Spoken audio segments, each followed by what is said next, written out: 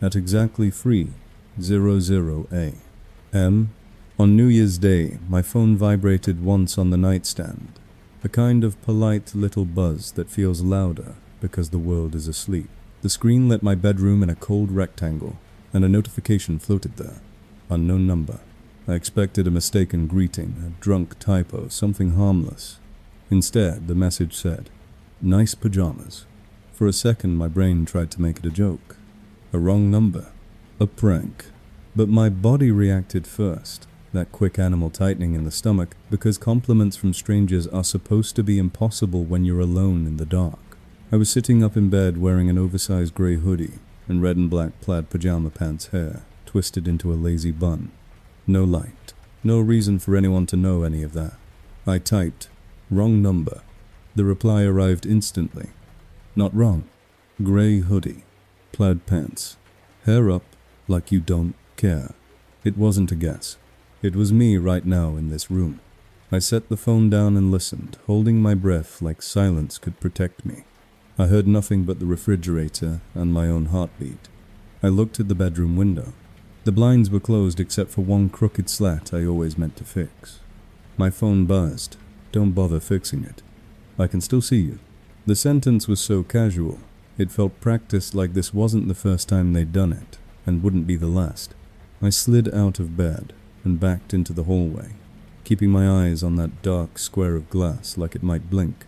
My apartment was on the second floor. The only way to my window was the fire escape, and I could not stop imagining someone standing there inches from the pane reading my face in the reflection.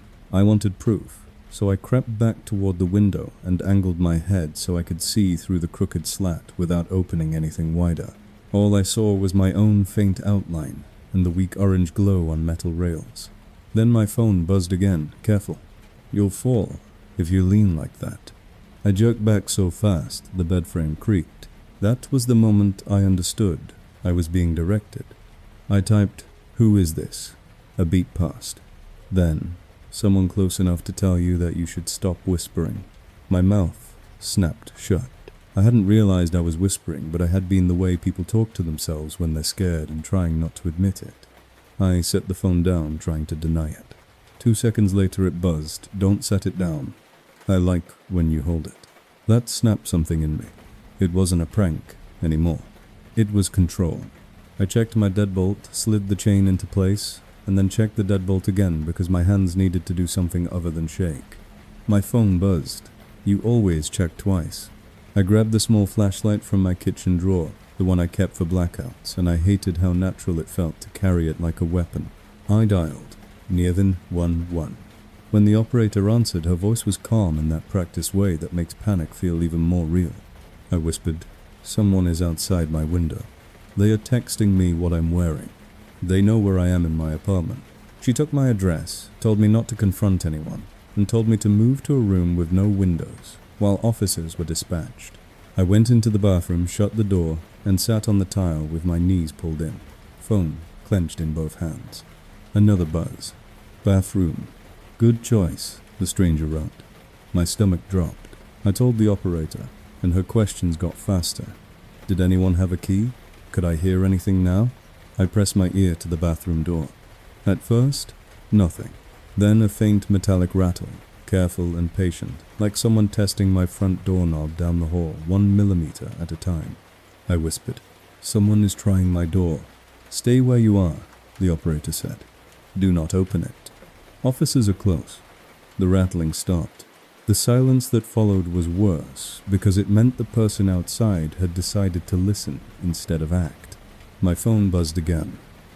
"Don't worry, I'm not inside. Yet." The word "yet" sat in my chest like a weight. I stared at the bathroom ceiling and tried to measure my own breathing. Trying to make myself smaller, quieter, less noticeable like that could erase me from someone's attention. The phone buzzed again. "You can breathe," it said. "I can hear you either way," I told the operator, and she kept her voice steady, told me officers were close, told me to stay silent if I could, told me not to move toward any window or door. In the hallway outside the bathroom, something creaked. Not a loud step, just the kind of tiny sound an old building makes when a person's weight shifts in the wrong place. I clenched the flashlight so hard my fingers ached. I imagined the front door chain snapping like a cheap necklace. Imagined the deadbolt turning. Imagined the pause someone takes before they decide to be loud. Another buzz. "You're doing great," the stranger wrote. "Most people cry by now." I bit the inside of my cheek until I tasted blood because I refused to give them the satisfaction of hearing me make a sound. Then the front door knob rattled again, firmer this time, and I heard the chain pull tight, metal straining against metal, as if someone was testing exactly how much it would take to make my apartment say yes. Minutes stretched until a loud knock hit my front door, sharp enough that I flinched into the bathtub. A voice called police. The operator told me to confirm through the peephole. I cracked the bathroom door, crept down the hallway and looked. 2 uniforms stood there, faces serious, hands near their belts. Relief hit so hard my knees went weak. I opened the door just enough to speak and showed them the texts.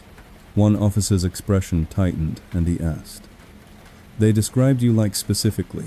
They moved through the apartment, quickly checked the locks, checked the windows, and asked me not to touch anything." One of them went straight to my bedroom and pointed at the crooked blind slat. "That's the gap?" he asked. I nodded, and suddenly I felt stupid for not fixing it months ago, like negligence had invited someone to watch me. He stepped onto the small balcony that connected to the fire escape, and a moment later, he called back inside. "We have footprints." Snow had fallen earlier, thin, but clear enough to hold shape. Boot prints climbed the fire escape and stopped directly beneath my bedroom window, where the snow was scuffed, as if someone had stood there for a while, shifting weight, waiting. The officer took photos, looked up and down the alley and came back in, shaking his head. "They're gone," he said. They took my statement, told me to change my locks, and said they'd patrol the area for a bit. When they left, the apartment felt emptier than before, like their flashlights had chased away my last illusion of privacy. There was one more message waiting, timestamped free, 14A. I told you, I can still see you. Atre cinci sprezecea. The screen lit up one last time. A single line, calm as a toast. "Happy New Year. Nice pajamas." I didn't sleep. I sat on the couch with the flashlight in my lap, and every blind in the apartment shut tight, wondering how long someone had been outside my window, and how easily a wrong number could become a doorway. When the sky finally began to lighten, I walked to the bedroom window, with the blinds still closed, and forced myself to look anyway. On the outside of the glass, just below the crooked slat, there was a foggy oval, where someone's breath had warmed the cold pane, and beneath it a single smear like a fingertip had traced the same spot over and over. I didn't know if it had been there minutes ago or hours ago. I only knew it was where my face would have been if I'd leaned in again.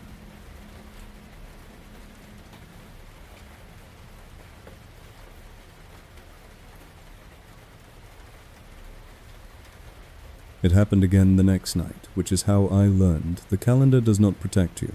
At 3:00 a.m. on New Year's Day, I was still awake, sitting on my couch, with every blind shut tight, telling myself I was overreacting, telling myself the police had found footprints, and that meant there had been a real person, and therefore there would to be a real end. My phone was in my hand because I didn't trust it on the table anymore. When it buzzed, my stomach dropped, before my eyes even focused on the screen. Unknown number. New message. It said, "Sorry, wrong number. You still awake." That almost made me angry. It had the casual tone of a drunk text, the kind you delete and forget. I stared at it, waiting for the punchline. Then a second message arrived. "Don't ignore me. I sent you a picture." I didn't want to open it. My thumb hovered, and for a moment I convinced myself it was going to be something stupid. A meme, a blurry selfie, anything that would let me breathe again. I tapped the attachment. The photo loaded in a second, and my living room froze in my throat. It was me on my couch in my apartment, from an angle that could only exist outside my front window. The glass was in the frame, faintly reflecting the streetlight, and behind it inside my warm yellow room, I was sitting there in my hoodie with my knees tucked up, staring at my phone like a person waiting to be hunted. I pinched the screen to zoom, praying it would turn into pixels and nothing else, but it only got worse. In the reflection on the glass just above my shoulder, there was a darker shape, a suggestion of a head and hood where the streetlight should have been empty. I could even see the little throw blanket draped over the armrest, the one with the loose thread I always meant to fix. My hands went numb. I pulled my eyes away from the screen and stared at my actual front window, as if the person might be visible just because I finally believed in them. The blinds were closed, but not perfectly. There was a narrow gap at the bottom where the slats didn't meet, and I realized the photo had been taken through that gap, low and careful. My phone buzzed again. "You look tired." I swallowed and texted, "Leave me alone." A reply came back instantly. "I would, but you left the gap." That's an invitation. I stood up so fast, the couch cushion bounced. I wanted to run to the window, but that felt like exactly what they wanted, so instead I walked backward, keeping my eyes on the blinds like they were a mouth that might open. Another buzz. "Stop pacing. You're making the shadow move." My skin prickled. They weren't just outside. They were watching my reaction in real time. Then wave. I didn't move. "Wave," they repeated. And a second later, "If you don't, I'll knock." The threat was so simple, it broke through my paralysis. I raised my hand slowly, palm facing the window, and held it there like a stupid pledge. My phone buzzed. Good. I felt tears sting behind my eyes, not from sadness, but from the humiliating intimacy of being forced to perform for someone I couldn't see. I did the only sane thing left. I called 911 again, and this time I didn't whisper because I was past caring how I sounded. "Someone is outside my window, and they just sent me a photo of myself through the glass," I said. The operator took my address and told me to stay away from windows to keep the phone to stay on the line. My phone buzzed while she talked. "Tell them to hurry. It's cold out here." I stared at that line until my vision tunneled. I told the operator, and she told me officers were en route. I retreated into my bathroom again, locked the door and sat on the floor, listening for any sound of a knock, any scrape of shoes on the steps, any rattle of my doorknob. The next message arrived like a whisper. "You always go to the bathroom." "It's cute." I pressed the heel of my hand into my forehead. The operator asked me to describe my apartment layout, asked where the windows faced, asked if there was a fire escape. It felt surreal to map my life out loud, while someone else stood outside it. Then my phone buzzed again, and the message was the worst one yet, because it was proof. Turn your head left. Against every instinct, I did it, just slightly, and the blinds in my living room shifted a tiny movement at the bottom, like the slats had been brushed from the outside. I made a sound I didn't recognize as my own. A minute later, there was a hard knock at my door and a voice calling, "Police." Through the peephole, I saw uniforms again. This time I didn't feel relief, only urgency, like the officers were arriving to a scene that was still happening. I opened the door and shoved my phone toward them with the photo and the texts, my hands shaking so badly the screen kept going dark. They moved fast. One officer went straight to the front window and pulled the blinds aside, just enough to look out, while his partner stepped into the hallway and radioed in. Nothing was there. Of course, nothing was there. Whoever had been at my window had already learned the exact timing it takes for help to arrive. But outside, on the sidewalk below my window, the officer pointed out fresh, wet footprints in the thin slush, stopping directly in front of my glass. On the brick ledge beneath the window was a cigarette butt, still dark at the tip, like it had been put out seconds ago. They took photos, canvassed the alley, checked the fire escape, checked the street-facing cameras the bakery had installed after a break-in last summer. The bakery camera showed a hooded figure approach my window at 259A. Crouch, hold a phone up, and then stand perfectly still for a full minute, like they were waiting for a response to their little experiment. At the end of that minute, the figure leaned in close enough that their breath fogged the glass and lifted a hand in a slow, mocking wave toward the room, as if they knew exactly what I had done on cue. The video was grainy enough that the face was just a pale blur, but the posture was casual, almost bored. Before the officers left, one of them said, "Close every gap. Tape the blinds if you have to. And if you get anything else, save it." I nodded like I understood. The truth was, I didn't know how you close a gap in your life once someone has proven they can look through it. At 3 obsprezicie. After the police were gone, and the building was quiet again, my phone buzzed one more time. Nice wave, the unknown number wrote. See you soon. I threw my phone onto the couch like it was contaminated, then immediately picked it back up because the only way to know what they were doing was to keep watching the thing that let them watch me. In the morning, sunlight made the living room look normal again, but the photo on my screen didn't change. It was still me in my own home, caught in a frame I didn't consent to. For weeks, I stared at every window, like it was a two-way mirror. I changed my routines, changed my locks, added a camera, stopped wearing the hoodie because it felt like surrender. And then months later, on a random night, when the clock read 2:59 a.m., my phone buzzed once, just once, from another unknown number.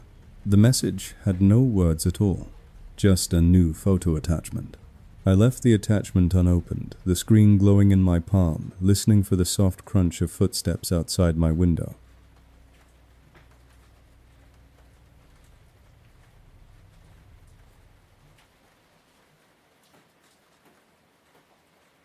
I thought the worst part was the watching, until the night the text stopped describing me and started giving me instructions. It was still 3:00 a.m., because of course it was that same razor-thin hour where every sound feels like a confession. I had moved apartments by then, 3 months after the window photo, telling myself a new address would cut whatever thread had been tied to my life. New locks, new blinds, a cheap indoor camera aimed at my front door, and a rule that my phone stayed on Do Not Disturb after midnight. So when the screen lit up anyway, bright and rude in the dark, my first thought was that I had forgotten to flip the setting. My second thought, the one that made my throat go dry, was that the notification didn't say a name. It said unknown number, like a stain you can't wash out. The message was a single line. Open the door. It's cold. I stared at it until my eyes hurt, waiting for the familiar rush of explanations to show up and rescue me. Wrong number prankbot coincidence. None of those fit because my building had a locked lobby and a coded elevator, and I hadn't given my new address to anyone outside a small circle. I typed "Who is this?" and immediately regretted giving it attention. The reply came back, like it had been waiting in a buffer, same as before. New view. My skin prickled. I turned my head toward the hallway, where my front door sat a darker rectangle inside a darker room. Then my phone buzzed again. You added a camera. Good. Check it. I hadn't told anyone about the camera, not even my friends, because admitting I needed it felt like admitting the stalker had won. I opened the app, with my thumb shaking so badly I hit the wrong icon twice. The camera feed loaded. The hallway outside my door was empty, lit by the building's weak yellow sconce. No movement. No shadow. No hood. I exhaled too hard, almost laughing at myself, and that's when the next message landed. Tilted up. My camera couldn't tilt. It was fixed. I typed, "I can't." "Then use your peephole," the stranger wrote. "You always do." My stomach sank, because they were right. I always did. I was predictable in ways I never noticed, until someone weaponized them. I didn't move. Another message chain is on. Deadbolt too. Good job. Now open it anyway. I felt my hands go numb. I checked the lock with my eyes, without standing like looking could somehow reinforce it. "No," I typed. "Leave." "If you don't open it," the stranger replied, "I'll knock like the police again.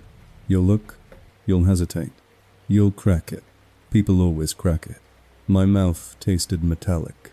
I texted, "I'm calling 911. "You already did that twice," they wrote. "They get bored when there's nothing to see." At that exact moment, my doorbell rang.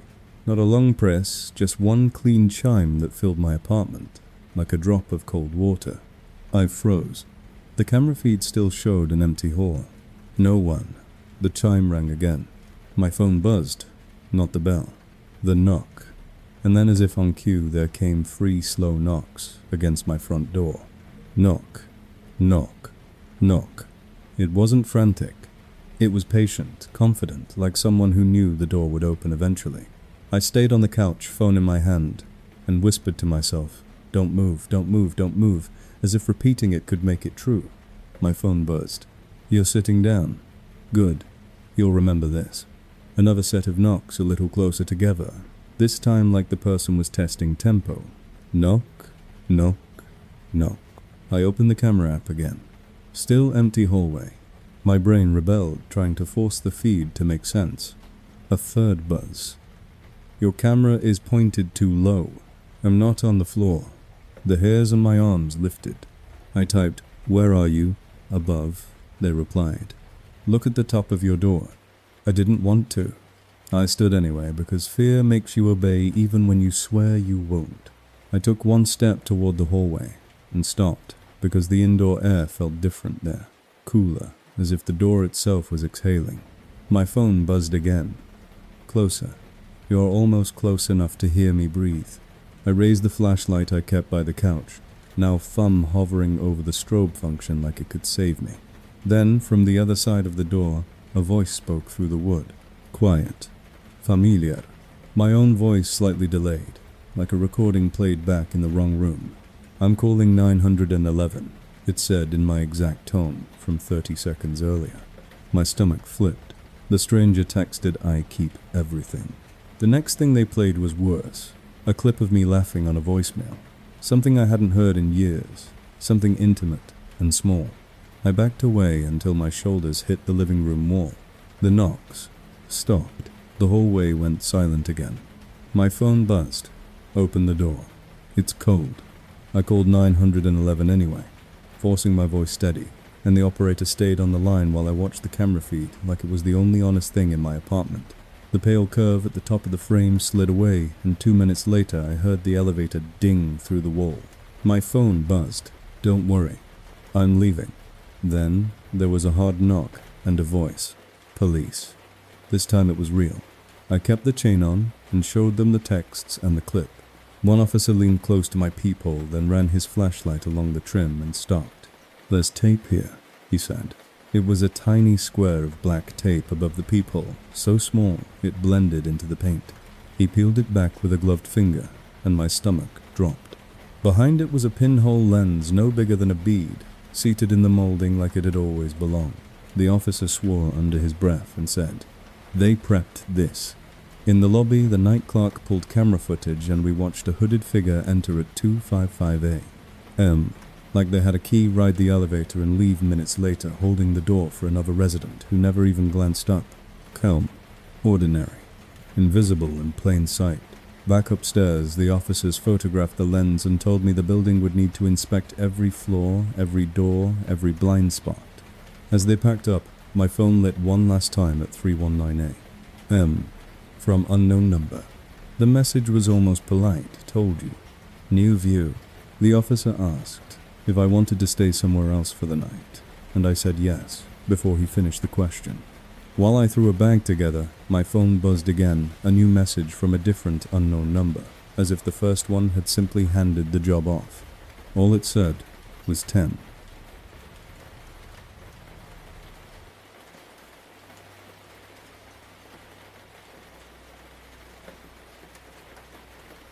The next message didn't come from the original unknown number, and that was somehow worse, like I was dealing with a system instead of a person.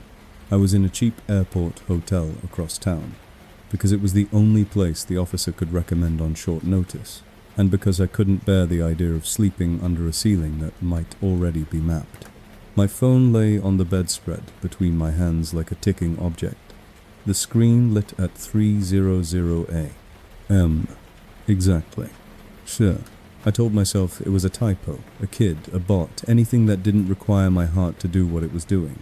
Then the next message arrived at 30010. Joe, at 302. But there was no punctuation, no frets, no explanation, just a clean countdown that felt clinical, like someone was running a test. I typed, "Stop." The reply came back at 300-307. My hands started to shake so badly I nearly dropped the phone. I called 911 because that's what you do when you're out of options. But the operator couldn't send officers to a hotel because of a text with numbers. She asked if anyone had tried to enter my room. No. If I had seen anyone. No. If I felt unsafe. Yes, and the word sounded stupid even as I said it. At 30040, my phone buzzed 6. The operator told me to contact hotel security, and to stay in the room with the deadbolt engaged. I hung up and called the front desk. The night clerk sounded bored until I said the word Stalker, and then he transferred me to security. While I waited, the phone buzzed again. 5. I looked through the peephole. The hallway was empty, carpeted and silent, lit like a place designed to hide footsteps. Security knocked within a minute. I didn't open until I saw his uniform through the peephole and heard him announce himself. He checked the hall, checked the stairwell, shrugged in a way that told me he had seen drunk guests do weirder things, and told me to call if anyone came back. At 30100, my phone buzzed 4. It wasn't following the original 10-second rhythm anymore. It was adjusting like it could afford to. I sat on the bed, ears straining for sounds that never came, and tried to think like a rational person. A countdown ends at 0. So what happens at 0? At 30122, my phone buzzed 3. And then, immediately after, a new notification slid down from the top of the screen. Password reset requested. It wasn't one account. It was several, stacked like a list. Email, banking app, cloud storage, social media. My stomach went cold. This wasn't just harassment. This was someone trying doors that weren't made of wood. My phone buzzed too. I lunged for my laptop, hands moving on muscle memory, and began changing passwords, enabling every two-factor prompt I had ignored when life felt normal. While I did, my phone buzzed again. 1. I stared at the screen, waiting for 0, waiting for a final message that would explain the point of the ritual. Instead, at 30207, my phone rang. Unknown number. Not a text. A call. I didn't answer. I watched it ring out, and when it stopped, a voicemail appeared instantly, as if it had been recorded before the call even finished. I pressed play with my thumb hovering like I might burn myself. My own voice filled the room, quiet and close, saying, "Please stop. Leave me alone." It was my text from the previous night, but spoken aloud in my exact tone from 30 seconds earlier, the way I had whispered it to myself after the police left. Underneath it, faint but unmistakable, was another sound. The hotel's hallway, the same low hum of the ice machine down the corridor. My throat tightened. I checked the peephole again. Empty. The phone buzzed one more time. Ling. Then a final message. The first one with words. "You run when I count. Good girl." I felt sick. I wanted to throw the phone out the window, but that would only make me blind. A new notification appeared. Shared album invitation. The album title was my full name. Inside were photos, dozens of them taken over months. Me at my old window, me on my couch, me walking into my new building, me entering this hotel lobby earlier that night with my duffel bag. The last photo was time-stamped 259M. It was a close-up of my hotel door taken from inches away, and in the polished brass of the handle I could see a warped reflection, a hood, a pale oval of a face, and the tiny black dot of a phone camera pointed straight at me. I backed away from the door until I hit the opposite wall. My phone buzzed again, and the message didn't sound like a threat anymore. It sounded like an instruction manual. Next time it read, "I won't count down. I'll just come in." I didn't go down alone. I asked for security, kept the deadbolt on, and followed the guard to the elevator, with my phone clenched like proof. In the lobby, the night clerk pointed to a seating area by the windows. "He was right there," he said. It was empty. Security rewound the camera, and the footage showed a hooded figure in a maintenance jacket enter at 257A.M. with a small toolbox, walk straight to the desk and hold up a phone like it contained authority. In the video, the clerk nodded, typed, and handed over a plastic key sleeve. My stomach flipped. The clerk beside me whispered, "He said he was here to fix a lock. He said the room was yours." On camera, the figure took the stairs instead of the elevator, moving like someone who knew exactly where the blind spots were. Police arrived and took statements. One officer looked at my reset notifications and the shared album and said, "Assume your phone and cloud are compromised, not just the number." I powered the phone off on his instruction, and the moment the screen went dark, the lobby printer behind the desk whirred and spit out a single page. My name was printed at the top, followed by my current room number in bold, followed by one line Happy New Year. You listen when I count. At the bottom, look up. I hated myself for it, but my eyes lifted. Near the ceiling above the front desk, tucked behind a smoke detector, was a tiny dark dot that caught the light like a pinhole lens. Security swore it hadn't been there the week before. The officer photographed it and told the hotel to preserve everything. As they argued about cameras and keys and liability, my phone turned itself back on in my pocket, warm against my leg like a living thing. The screen lit with a final text, time-stamped 303A. M. Next time I won't count. Next time I'll just open the door. Hotel management moved me to a different room, and a manager escorted me like the building could apologize with proximity. I sat on the edge of the bed, while an officer stood in the doorway, and he said quietly, "This is someone who rehearses. They learn what you do, what staff do, what cameras miss." When he finally left, I stared at my powered-off phone on the nightstand and tried to believe dark glass meant safety. At 3 szapty prezycie. M. The hotel room phone rang twice. I didn't answer. Then the voicemail light blinked like a heartbeat. I lifted the receiver just enough to play the message. There was no voice at first, only soft static, and then a slow inhale close to the microphone as if someone had leaned in to breathe, just to prove they could. The last sound was a faint click, like a keycard being tested against a lock.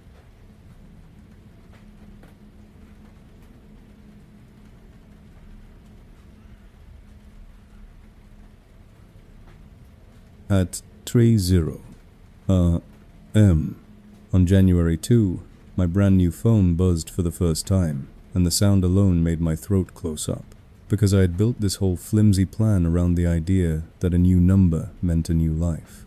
I'd bought the phone with cash, activated a fresh SIM, refused to sync my old cloud backup, and told exactly 2 people the number my sister and the detective who took my statement because after the hotel keycard incident, paranoid, stopped feeling like an insult and started feeling like a job.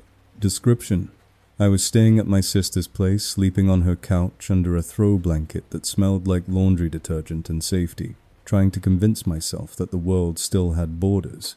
The notification on my screen didn't show a contact name. It didn't even say unknown number at first. It said maybe, and then a string of digits, like my phone was politely guessing at a stranger. The text itself was one line plain as a fortune cookie, and it hit me harder than any threat so far. Your New Year's resolution was cute. I sat up so fast the blanket slid to the floor. My sister's apartment was quiet. The kind of quiet you get in a building full of people who finally passed out after a holiday week. My heart hammered. I hadn't posted a resolution. I hadn't tweeted one. I hadn't told my sister mine because I didn't want to talk about anything hopeful with a person who had been standing outside my windows. I stared at the message until my eyes burned, then typed, "Wrong number." The reply came back immediately. Not wrong. You wrote it at 1241 a.m. In notes. You didn't even finish the last sentence. Cold washed over my scalp. The Notes app wasn't on this phone. It wasn't on any device I had brought. My old phone was powered off in a bag at the police station. My sister slept down the hall with her door cracked open because she had a toddler and she liked to hear him breathe. I typed, "Prove it." The next message arrived with a screenshot attached. It was my handwriting in digital form, the exact font I used, the exact spacing and messy half-thoughts, and at the top of the screen I recognized the title because I had typed it on impulse right after midnight. This year, I will stop. Running. The cursor blinked at the end of the unfinished line, like my past self was still sitting there, still writing, still reachable. My mouth went dry. I could hear my own blood. The stranger texted again. "You want to stop running? Good. Start practicing." Another buzz. "Stand up." I didn't move. "Stand up," they repeated, and then, as if they were bored by my hesitation, "Fine. I'll help." My sister's living room lamp clicked on by itself. Warm light spilled across the couch, across my bare feet, across my phone, in my hands. I froze so hard. My ribs hurt. There was a smart plug on that lamp, the kind you control with an app. My sister used it because she liked the lamp on when she stumbled in for water at night. I had teased her about it once, the same way people tease anything that feels too modern, too eager to listen. I stared at the lamp like it had betrayed her. My phone buzzed. "See, I can make your room bright whenever I want." I typed, "Leave my family out of this." The response came back casual, almost amused. "Your family invited me when they said your name out loud." My stomach flipped. He wasn't just in my phone. He was in my patterns, my connections, the little careless ways humans announce their own existence. Another message. "Walk to the kitchen. Open the second drawer. Look under the towels." I sat there shaking, and my brain did that desperate thing where it tries to bargain with terror.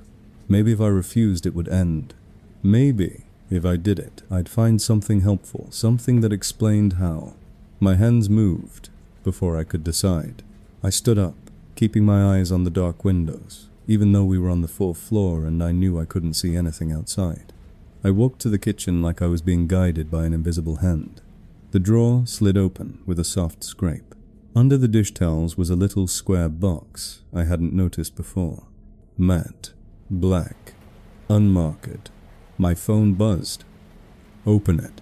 My fingers fumbled the lid. Inside was a tiny white card and something the size of a coin, flat and smooth with a little slot like it could be clipped onto fabric. A tracker. One of those little Bluetooth tags people use for keys and luggage. It was taped to the bottom of the box like a gift someone hid in plain sight. My phone buzzed. "You packed it yourself." My stomach dropped. I remembered the hotel lobby chaos, the manager escorting me, the officer telling me not to be alone, my duffel bag sitting on the bed for a few minutes while security argued about cameras and keys. I'd thrown my clothes into that bag with shaking hands. I hadn't checked every seam. I hadn't thought I needed to. I texted, "How did you get that in my bag?" The reply, "You're still running. I'm still finding you." My sister's apartment creaked softly, the ordinary sound of an old building, but my body interpreted it like a footstep. I grabbed the tracker with 2 fingers, like it could bite, marched to the bathroom and dropped it into the toilet bowl like that would drown whatever connection it had to me. I stared at it floating there, stupid and harmless looking, and then my phone buzzed. Good. Flush. I hesitated, and in that hesitation was the sick realization that I was taking orders again. I flushed anyway. The tracker swirled away. My phone buzzed. "Now check your sister's phone." I felt my chest tighten. "No," I typed. "Don't." The response, "She's asleep. She won't notice. And you'll feel better when you see it." I stood in the hallway for a long second, staring at my sister's door like it was a boundary I was about to violate. Then my phone buzzed one more time and it was the simplest threat of all. "If you don't, I'll text her first." That did it. I crept into her room like a thief, not making eye contact with her face because I couldn't stand the idea of seeing her in the same vulnerable way I had been seen. Her phone was on the nightstand, screen dark. I didn't unlock it. I didn't have to. The notification banner was already there, lit faintly by the screen's wake, maybe and a string of digits. The message preview said, "Tell her to stop running. It's boring." My stomach flipped. He had already done it. My sister stirred and mumbled something half asleep. I backed out of the room and returned to the living room, my hands shaking so hard I could barely hold my own phone. The text kept coming, slow, deliberate, like someone enjoying the fact that I was reading Resolution #. Be brave. Resolution #2. Stop lying to yourself. Resolution #3. Don't call the police again. I typed why.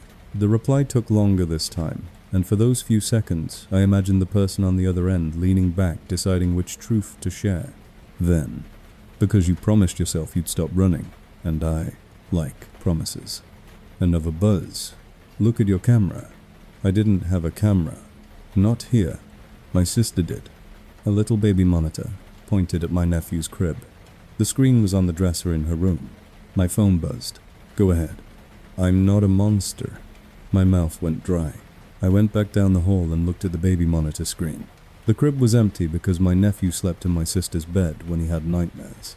But in the monitor's night vision, the dark room shimmered with grain, and in the corner by the closet there was a faint outline of movement, just enough to make my skin go cold. It could have been nothing. It could have been Compression artifacts. It could have been my own mind, desperate to produce a shape. My phone buzzed. That's what fear does. It fills in blanks. I don't even have to be there. I swallowed hard, and I realized the point wasn't whether the corner was real. The point was that he had pulled me into my sister's room at 3 a.m. and made me stare at the dark like it owed me an answer. Back in the living room, I hit call on the detective's number with shaking fingers. It went to voicemail.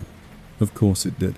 I sat on the couch with my new phone in my hands, the lamp still glowing like an accusation, and I whispered, "Please stop," because I couldn't help it.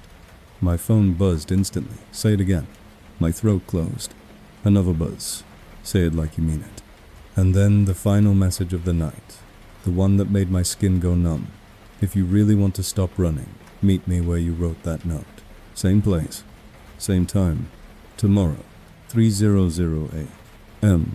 I stared at that line until the screen dimmed, and, in the reflection of the black glass, I saw my own face pale and exhausted, and behind me, the hallway was just dark enough that I couldn't swear there wasn't someone standing there listening to every promise I tried to make to myself.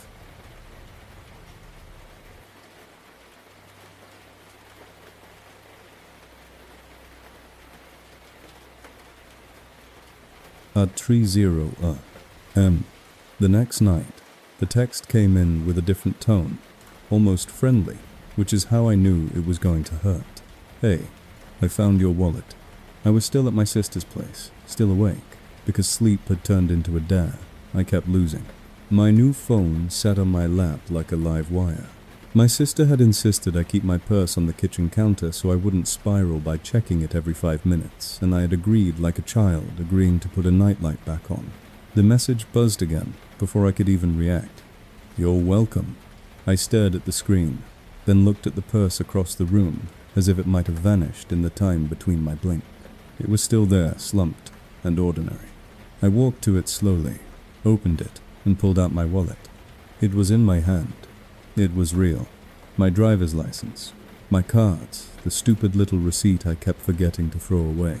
My phone buzzed. "Don't be dramatic. Look at the picture." There was an attachment. I tapped it, and my stomach dropped. The photo was a wallet on a flat surface, lit by a harsh overhead light, open to a driver's license. My driver's license.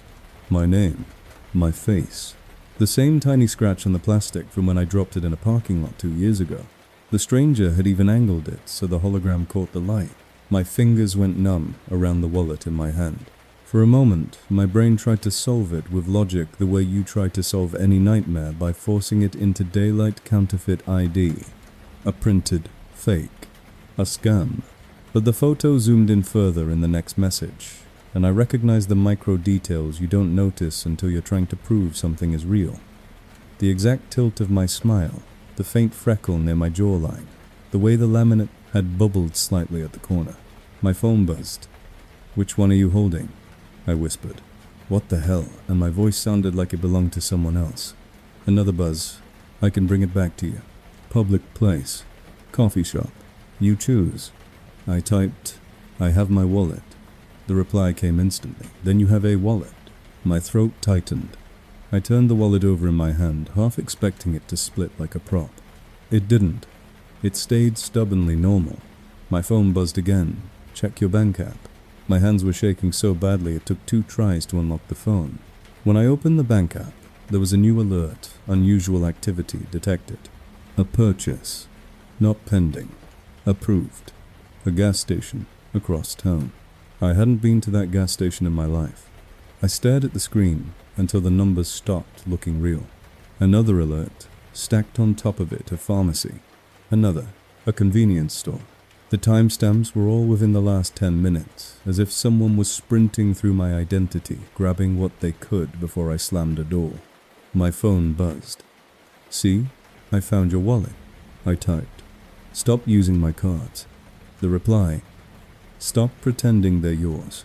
I rushed to freeze the cards, but the app loaded slowly and every second felt like watching money bleed.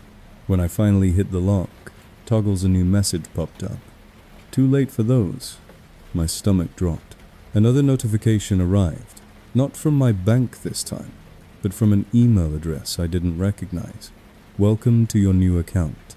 Then another, your shipping address has been updated. I felt dizzy. This wasn't just theft. This was someone rehearsing being me. I woke my sister, shaking her shoulder gently at first, then harder, when she didn't respond fast enough to my panic. She blinked at me, confused, and I tried to explain in a whisper because my nephew was in her bed, but the words came out jagged. Someone has my ID. They're using my cards right now. My sister sat up, grabbed her phone, and said we were calling the bank, calling the police, doing everything at once. While she spoke to an automated menu, my phone buzzed again. Tell her I said hi. The message was immediately followed by another photo attachment. I tapped it, and my blood turned to ice. It was my sister's living room, taken from the hallway angle, as if someone stood in the dark and pointed a camera toward the couch where I had been sleeping. The lamp was off. The TV was a black mirror, and on the kitchen counter in the exact spot where my purse sat, there was my wallet opened face up like a proof of life photo. But my wallet was in my hand. I looked at it, then looked back at the picture, and my brain couldn't hold both realities at once. I felt the room tilt. My phone buzzed. I was in your house. I typed, "You're lying." The reply, "Check the counter." I walked into the living room on shaking legs, my sister behind me, her phone pressed to her ear with a bank representative finally speaking.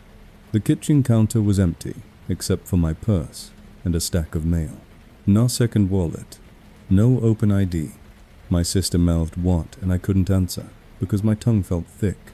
Then my phone buzzed, again, slower this time, like someone tapping a finger on glass. Not that counter. The other one. I didn't understand until my eyes drifted to the small side table by the front door where my sister kept her keys.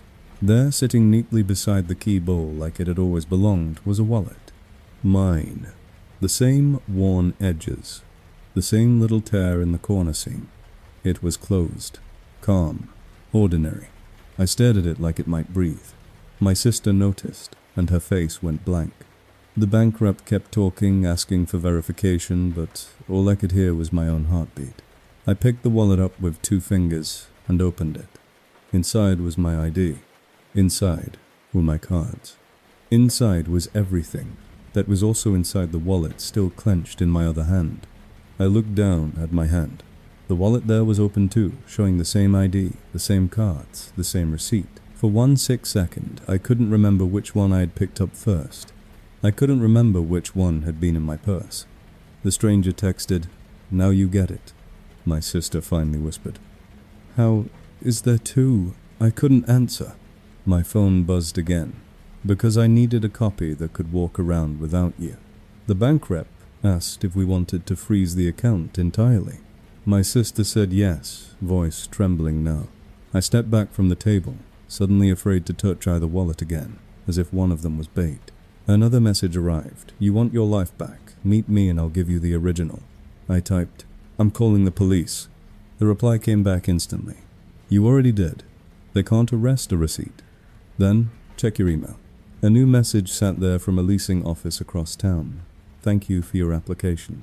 Attached was a PDF, with my name, my social, my employer listed correctly, and a scanned copy of my ID that looked like it had been taken on a flatbed scanner, perfect and official. I felt nausea rise. Someone had been using my face to open doors I didn't know existed. My phone buzzed again. "I moved into your name today." My sister hung up with the bank and called the non-emergency police line, voice shaking with anger. While she spoke, my phone buzzed once more, and the final message was the cruelest because it sounded like a joke. "Happy New Year. New you." Then, as if to underline that this wasn't just one person with one phone, my screen lit with a new notification. "You've been added to a group chat." The group name was Returning Lost Property. There were no names in it, just numbers, and no one was speaking. The typing indicator blinked for a long time, like someone was composing something careful. Finally, one message appeared from a number I didn't recognize. "Is this the right person?" Before I could respond, another message popped in from another number. "She's awake." Then another. "She's holding both wallets." My hands went cold. The group chat stayed silent after that, like a room full of people who had leaned in close enough to hear me breathe, waiting to see which version of my life I would choose to keep.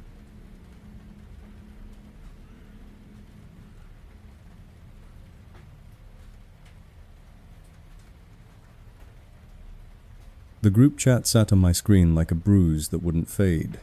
Returning lost property. 12 members. All numbers, no names, no profile photos, just little grey circles like blank faces. It was 302A. M. And my sister stood in her doorway with the police dispatcher on speaker, her expression split between anger and disbelief. I was holding 2 identical wallets, like some pathetic magician who couldn't remember which trick he'd agreed to perform. The chat was perfectly still now, but a minute earlier it had spoken in the worst way possible. One message asking, "Is this the right person?" Then 3 quick replies from different numbers. "She's awake. She's holding both wallets." And then silence again, as if everyone in the room had leaned in close enough to hear me breathe and decided they didn't need words anymore. I tried to leave the chat. There was no leave button, no exit option, just mute block and a list of numbers that kept loading as if the membership was deeper than the screen could show. My phone didn't say iMessage or SMS. It just said messages, as if the app itself had given up on explaining. I tapped the member list and scrolled, and the numbers weren't normal. Some were too long, some too short. Some had country codes that didn't match anything I'd ever seen, and one was just zeros with a plus sign, like a placeholder someone forgot to delete. Read receipts were on. Every time I opened the thread, a tiny line appeared under my name. Read by 12 at 302A. M. Read by 12 at 303A. M.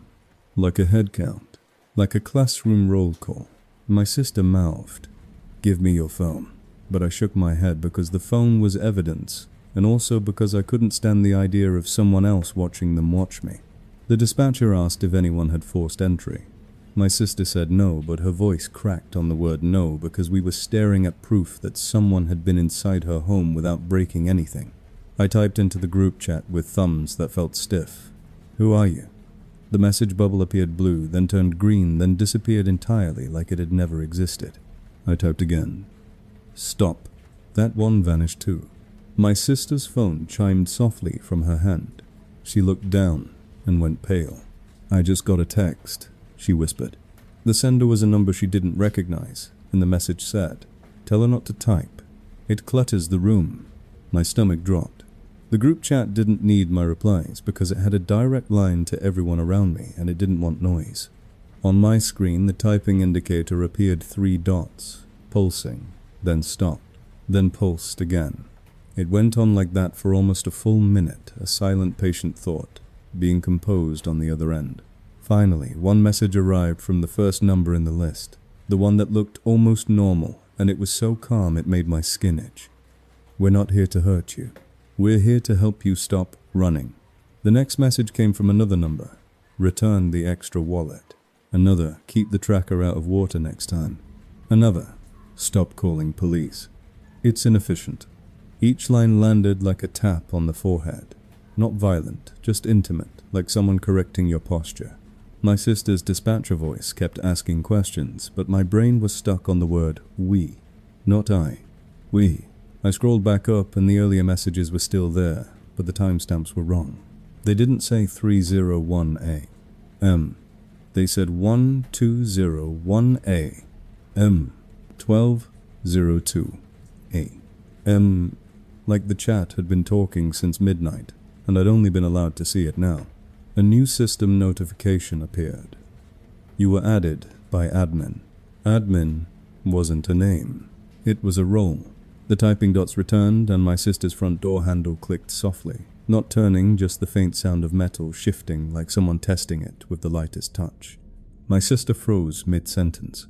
I could see the shape of fear in her shoulders, the way people try to become smaller even when they're standing. My phone lit with a new group message. "Don't open it." Another followed immediately. "We told him not to. Then he doesn't listen." The handle clicked again, a little firmer. My sister's nephew stirred in bed, making a sleepy sound, and my sister's eyes filled with tears. she refused to let fall. The dispatcher said officers were on the way. In the group chat, someone wrote, "They won't make it in time." Another number replied, "They never do." Then my own phone camera app opened by itself, the screen switching to a live view of my sister's hallway. I hadn't touched anything. The lens pointed straight at the front door like it had been waiting. The image was grainy in the low light, but clear enough to show a shadow sliding under the door, thin and slow, like someone was crouched on the other side. A message appeared. "This is the part where you decide if you're brave." My throat tightened. I grabbed the wallet in my left hand and opened it to my ID, my face staring back like a hostage photo. Another message. "Send a picture of the ID, front and back. Then we leave." My sister whispered, "Don't," but her voice was weak, because her front door clicked again and the chain pulled tight, metal groaning. The chat pinged. "He's impatient. Give him what he wants. It's easier." The pressure wasn't just from one person. It was a chorus, a group trying to make compliance feel like consensus. I could feel myself slipping into that old, humiliating obedience, the same one that made me wave at a window and flush a tracker on command. I lifted the phone, framing the ID in the camera, and the moment my thumb hovered over, send a new message appeared from the +0 number, smile. My stomach lurched. I lowered the phone and instead pointed my flashlight at the door, strobing it through the crack because I couldn't think of anything else to do except make myself unpredictable. The clicking stopped. The shadow under the door retreated like a tide. The group chat went silent all at once, no typing, dots, no pings, nothing, as if I had stepped out of range. I tried to take a screenshot for proof, but the screen flashed and a banner slid across the top. Screenshot failed. A message appeared in the group, "No souvenirs." My sister whispered that she heard a soft scuff in the stairwell outside her unit. The chat replied before the dispatcher could. 3rd floor, landing, 2 steps down, waiting. The words arrived like play-by-play, as if different people were watching different angles. The dispatcher said officers were 2 minutes out. The group answered 3, and then, "Don't trust the time they give you." Then at dry, "Null, 7 One final message arrived, simple and surgical. "You made it messy. That means you'll get the audio next." A minute later, the hallway filled with distant footsteps, and a knock that was real loud official. My sister kept the chain on and spoke through the crack until she saw uniforms. They swept the hole in the stairwell and found nothing. I looked down at my phone and watched the group chat rename itself. Returning. Lost property became resolution. Check in. And then every message erased until the thread was blank, like a room cleaned before the police arrived. The officer asked if I could forward the texts. I showed him the empty screen and he stared at it like I was wasting his time. And I realized that was part of the design too, make you sound crazy the moment you ask for help. My sister's phone chimed again, with a new text from an unknown number. "Check your voicemail. Happy New Year."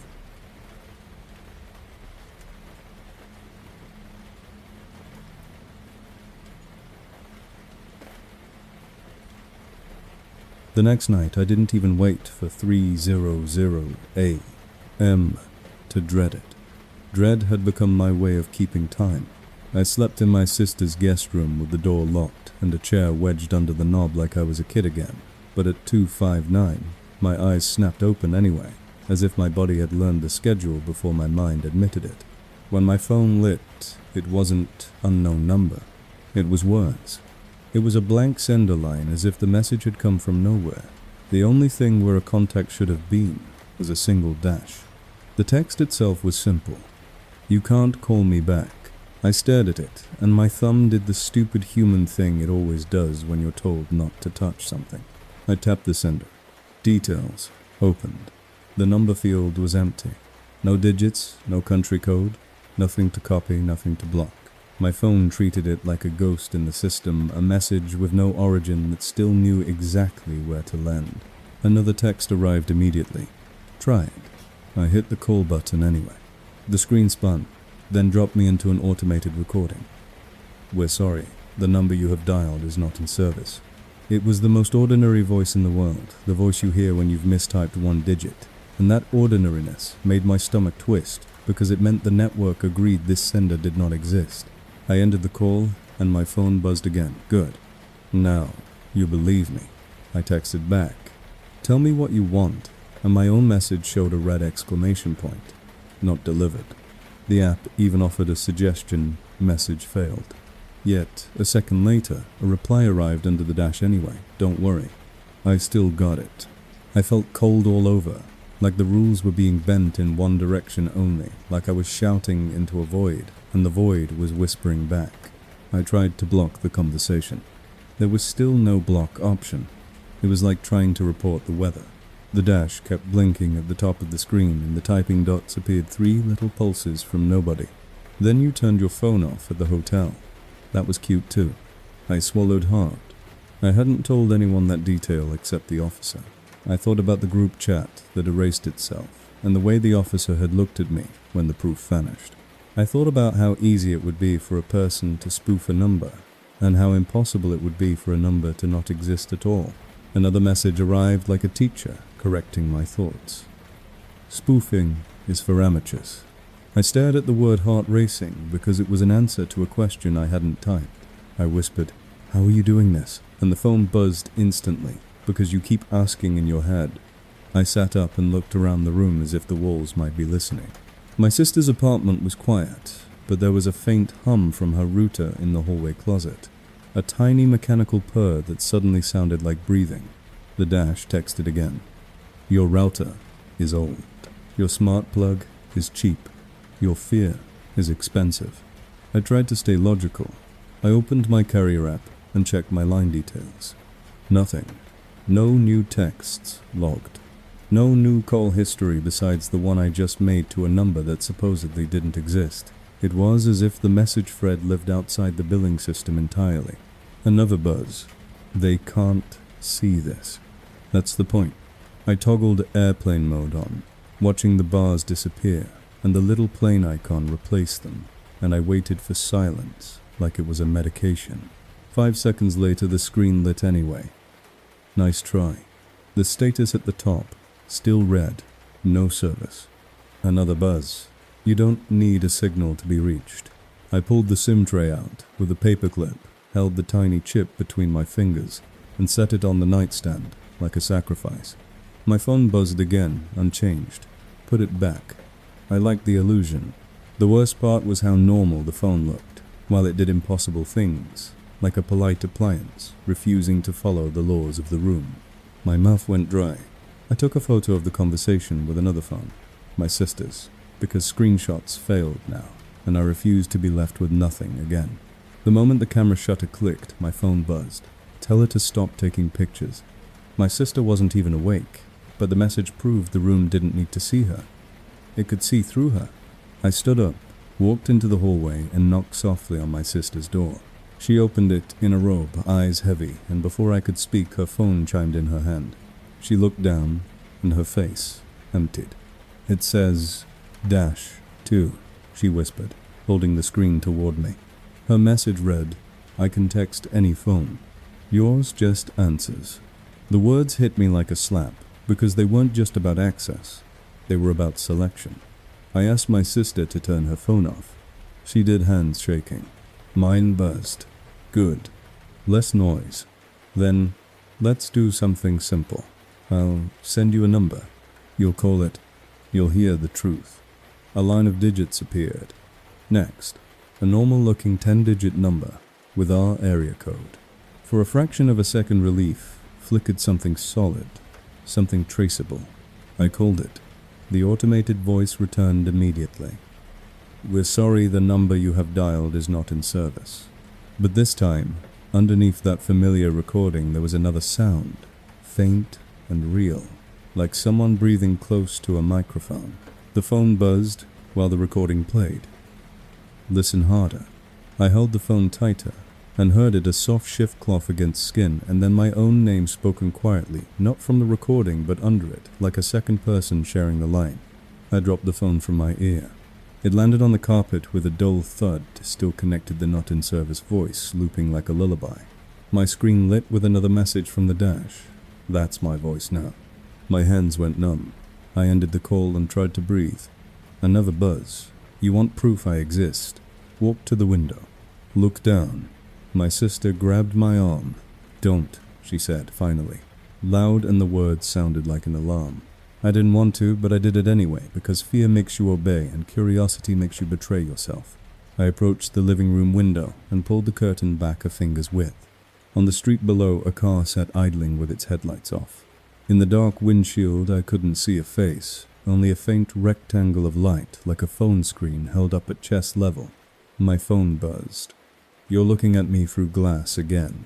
I stepped back, heart pounding. The dash sent one final line, gentle as advice. "You moved apartments. You changed phones. You changed rooms. But you didn't change the one thing that matters."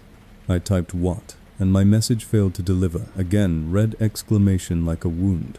The reply arrived anyway. "You still think the number is the problem. At 3:15 M." My phone displayed a new incoming call, and this time the caller ID didn't show unknown number or a dash. It showed my own name, as if I was calling myself. I didn't answer. I watched it ring, and with every ring the living room lamp in my sister's apartment flickered once, steady and obedient, like someone practicing turning our fear on and off. The call stopped, and an instant voicemail notification appeared, as if it had been recorded while the phone was still ringing. I didn't play it, but the dash texted anyway. "It's you telling you to answer. Then tomorrow I'll text you from a number that exists. You'll feel safer, and that's how I get closer."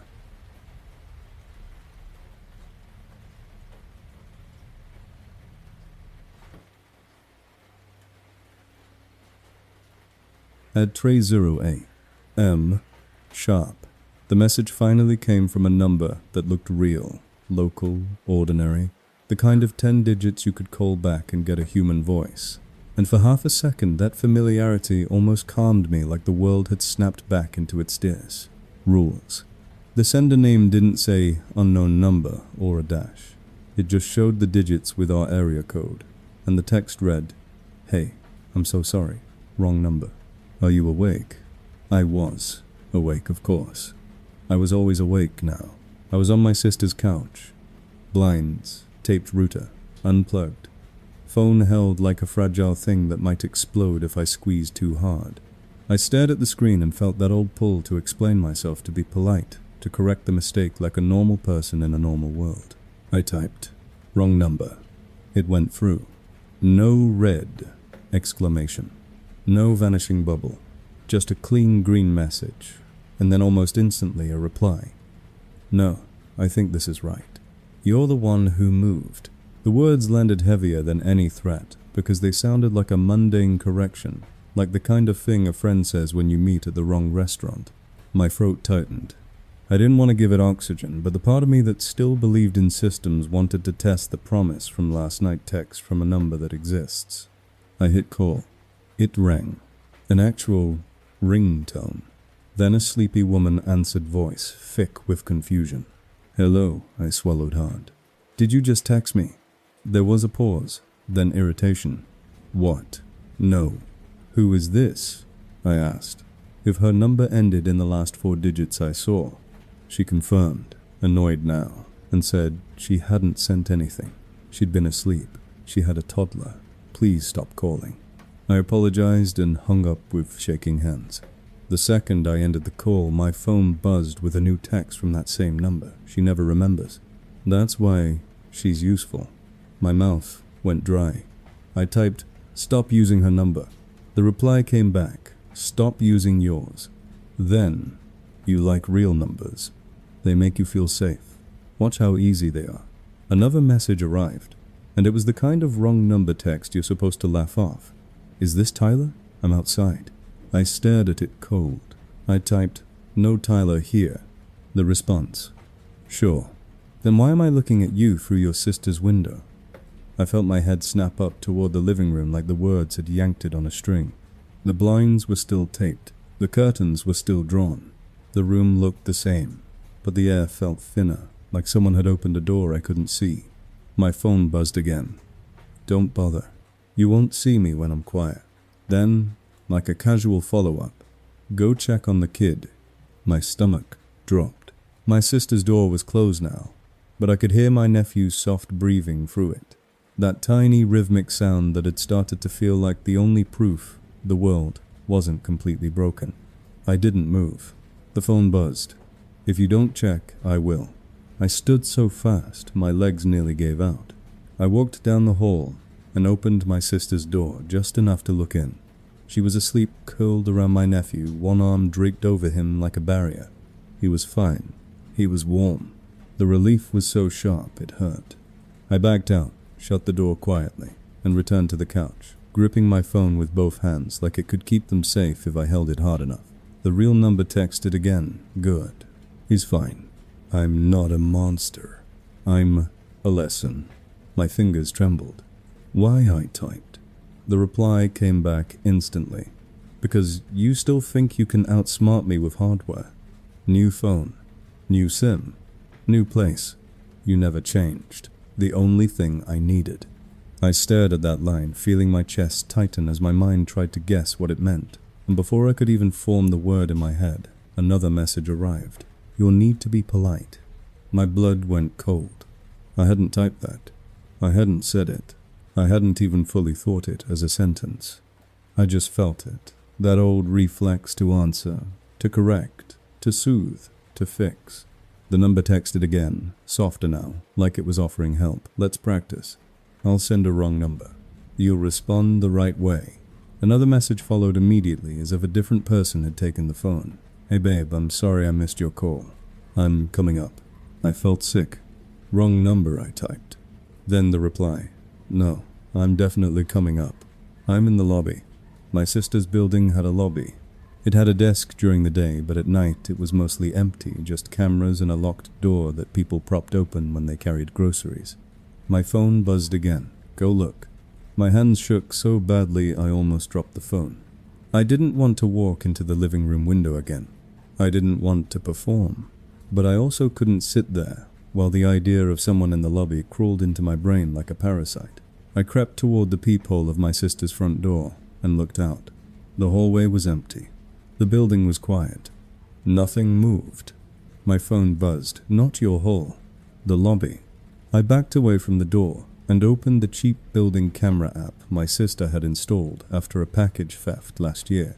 The lobby feed loaded slowly, pixel by pixel, and there it was, a figure in a dark jacket standing near the mailboxes, face turned away, as still as a mannequin. They weren't doing anything. They were just waiting.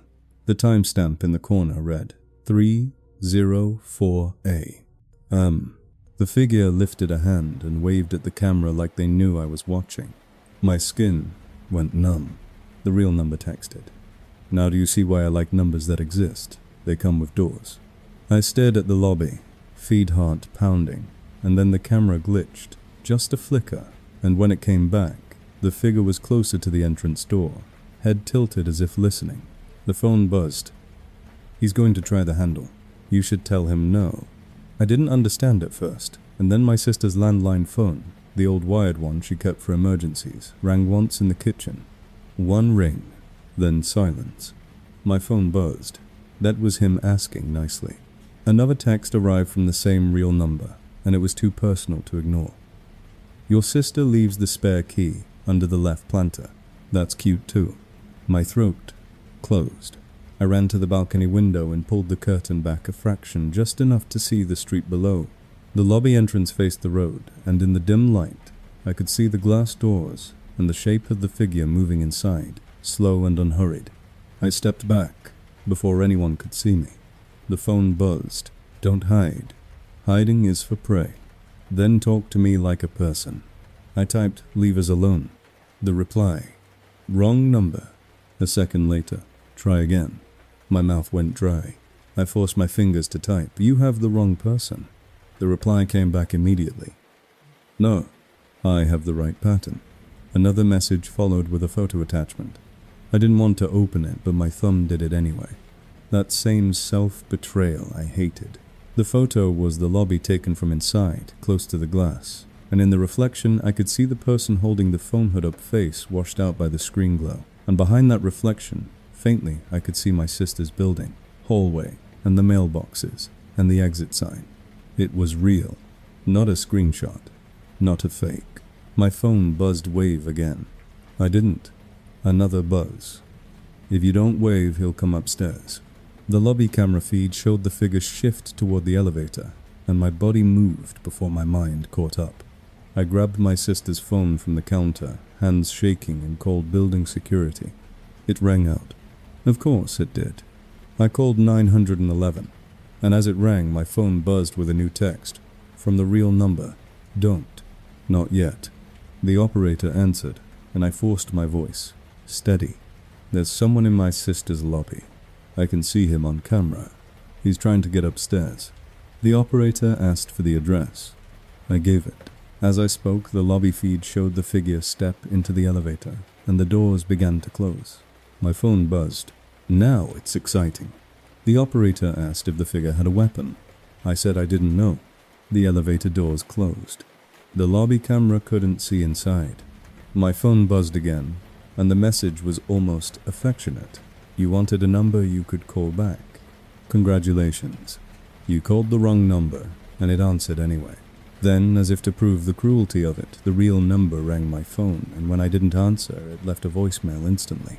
I didn't play it. I didn't need to. The number texted, "He's on your floor." And in the hallway outside my sister's apartment, the faintest sound started soft, careful footsteps on carpet, stopping right in front of the door like someone had arrived exactly where they intended to be.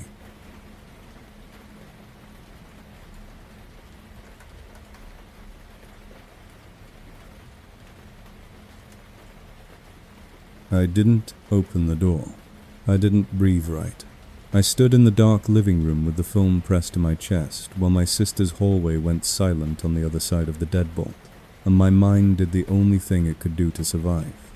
It started talking to itself fast and frantic, like thoughts were sandbags, and if I stacked enough of them, I could hold the flood back. He's not here. It's a bluff. It's the camera. It's a loop. It's a prank. And then my phone buzzed, and the text from the same normal-looking real number said, "It's not a loop." My blood turned cold. I hadn't spoken aloud. My lips hadn't moved. I stood absolutely still, the way people do when they think movement might make them visible. The phone buzzed again. "You're doing that thing where you hold your breath." My lungs burned. I exhaled slowly, and in the quiet, I realized the worst part wasn't the words. It was the timing. Too immediate, too precise. Like the message wasn't reacting to my actions, but to the moment before my actions, the moment where intention forms. I whispered, "How?" And the phone buzzed instantly. "You don't have to say it." My throat closed. I forced myself to test it because the human brain will always choose a cruel experiment over helplessness. I thought of a random word, something pointless, something I would never say out loud. Pineapple. The phone buzzed. "You always pick a safe word when you're scared." My skin prickled. That wasn't the word. That was commentary. I tried again, sharper, meaner. A thought I would be ashamed to speak. "I hope you die." The phone buzzed. "That's not very brave." My stomach lurched. I turned the phone over, as if the back could reveal a wire, a bug, a tiny mouth. Nothing, just plastic, and a faint fingerprint smear from my panic. The screen lit again. "If you're trying to figure out if I can hear your thoughts, stop thinking in full sentences." My heart slammed against my ribs. I couldn't tell what was worse, that he could, or that he knew exactly how I was testing it. I backed toward the kitchen where the router sat, unplugged its lights dark. No internet, no Wi-Fi, no easy explanation. My phone buzzed. "You unplugged the router." "Good. That removes the excuse." Another buzz. "Now you can't blame the signal. Now it has to be you." I felt dizzy. I did what people do when they're cornered by something intangible. I tried to change the rules. I turned the phone off. I held the power button until the screen went black, until the device was a dead weight in my palm. For 3 seconds there was nothing, and the nothing felt like oxygen. Then the phone vibrated anyway. The screen stayed dark, but the vibration happened a living pulse from a dead thing. It vibrated again, and on the black screen a faint white text appeared as if burned into glass. "I don't need you to be on." I stumbled back, nearly tripping over the coffee table. My hand shook so badly I almost dropped it. I slapped the phone into a drawer and slammed it shut like wood could mute it. The drawer rattled gently. Another vibration. Another. I opened it. Heart pounding, and the phone was still dark, but the vibration stopped the moment I looked at it, like a child caught misbehaving. I yanked the SIM out and threw it into the sink. I wrapped the phone in aluminum foil from my sister's kitchen like I was building a stupid tinfoil hat for a device, then shoved it into the microwave and closed the door because I had read somewhere a microwave acts like a Faraday cage. I didn't turn it on. I just closed it, hands shaking, and for a moment the kitchen felt quieter, like I had finally put the monster behind glass.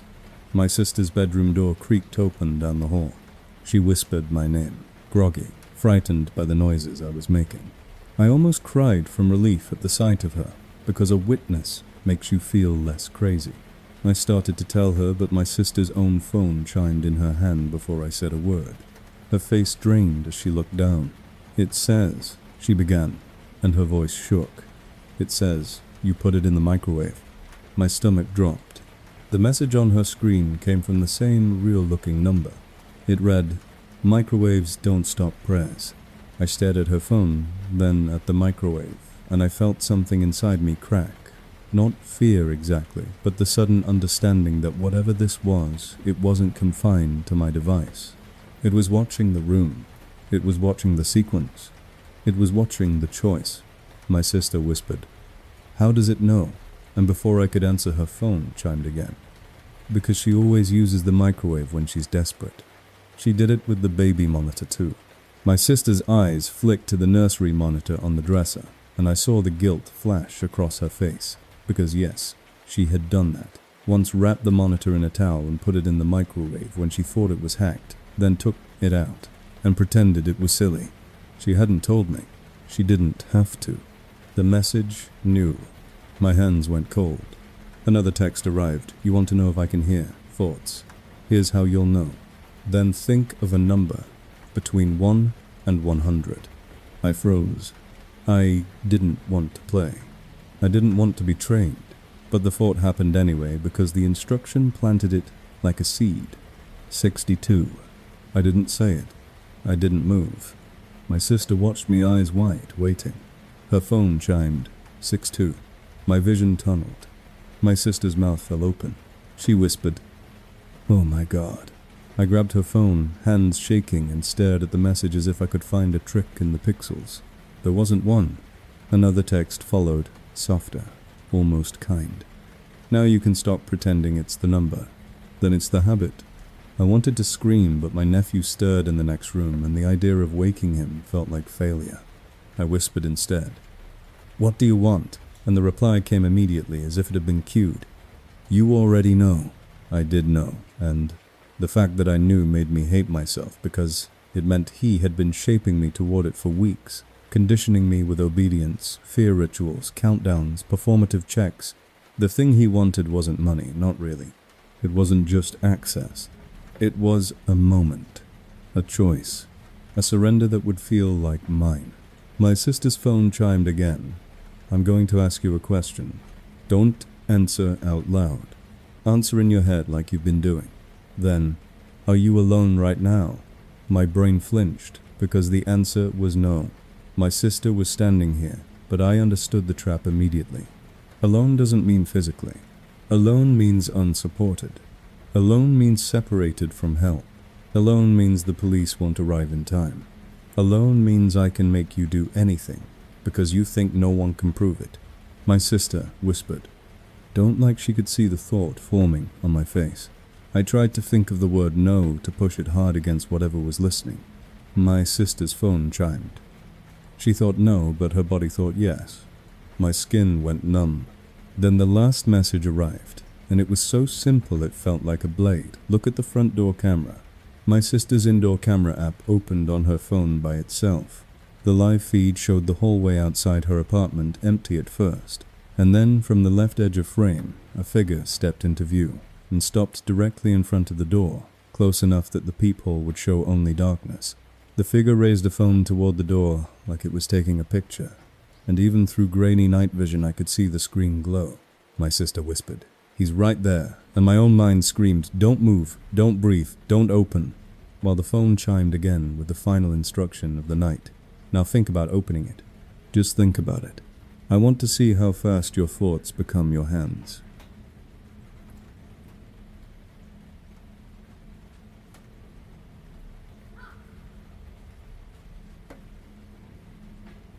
I stood in the kitchen, staring at my sister's phone as the hallway camera showed the figure paused inches from our door, and the worst part was that nothing was happening yet. No pounding, no screaming, no crash, just a person standing there, like they belonged, holding a glowing screen up toward the peephole, as if they were photographing the inside of our fear. My sister's hand was clamped around my wrist so tightly it hurt, like pain could anchor me to reality. The last text on her screen still sat there. Now think about opening it. Just think about it. I want to see how fast your thoughts become your hands.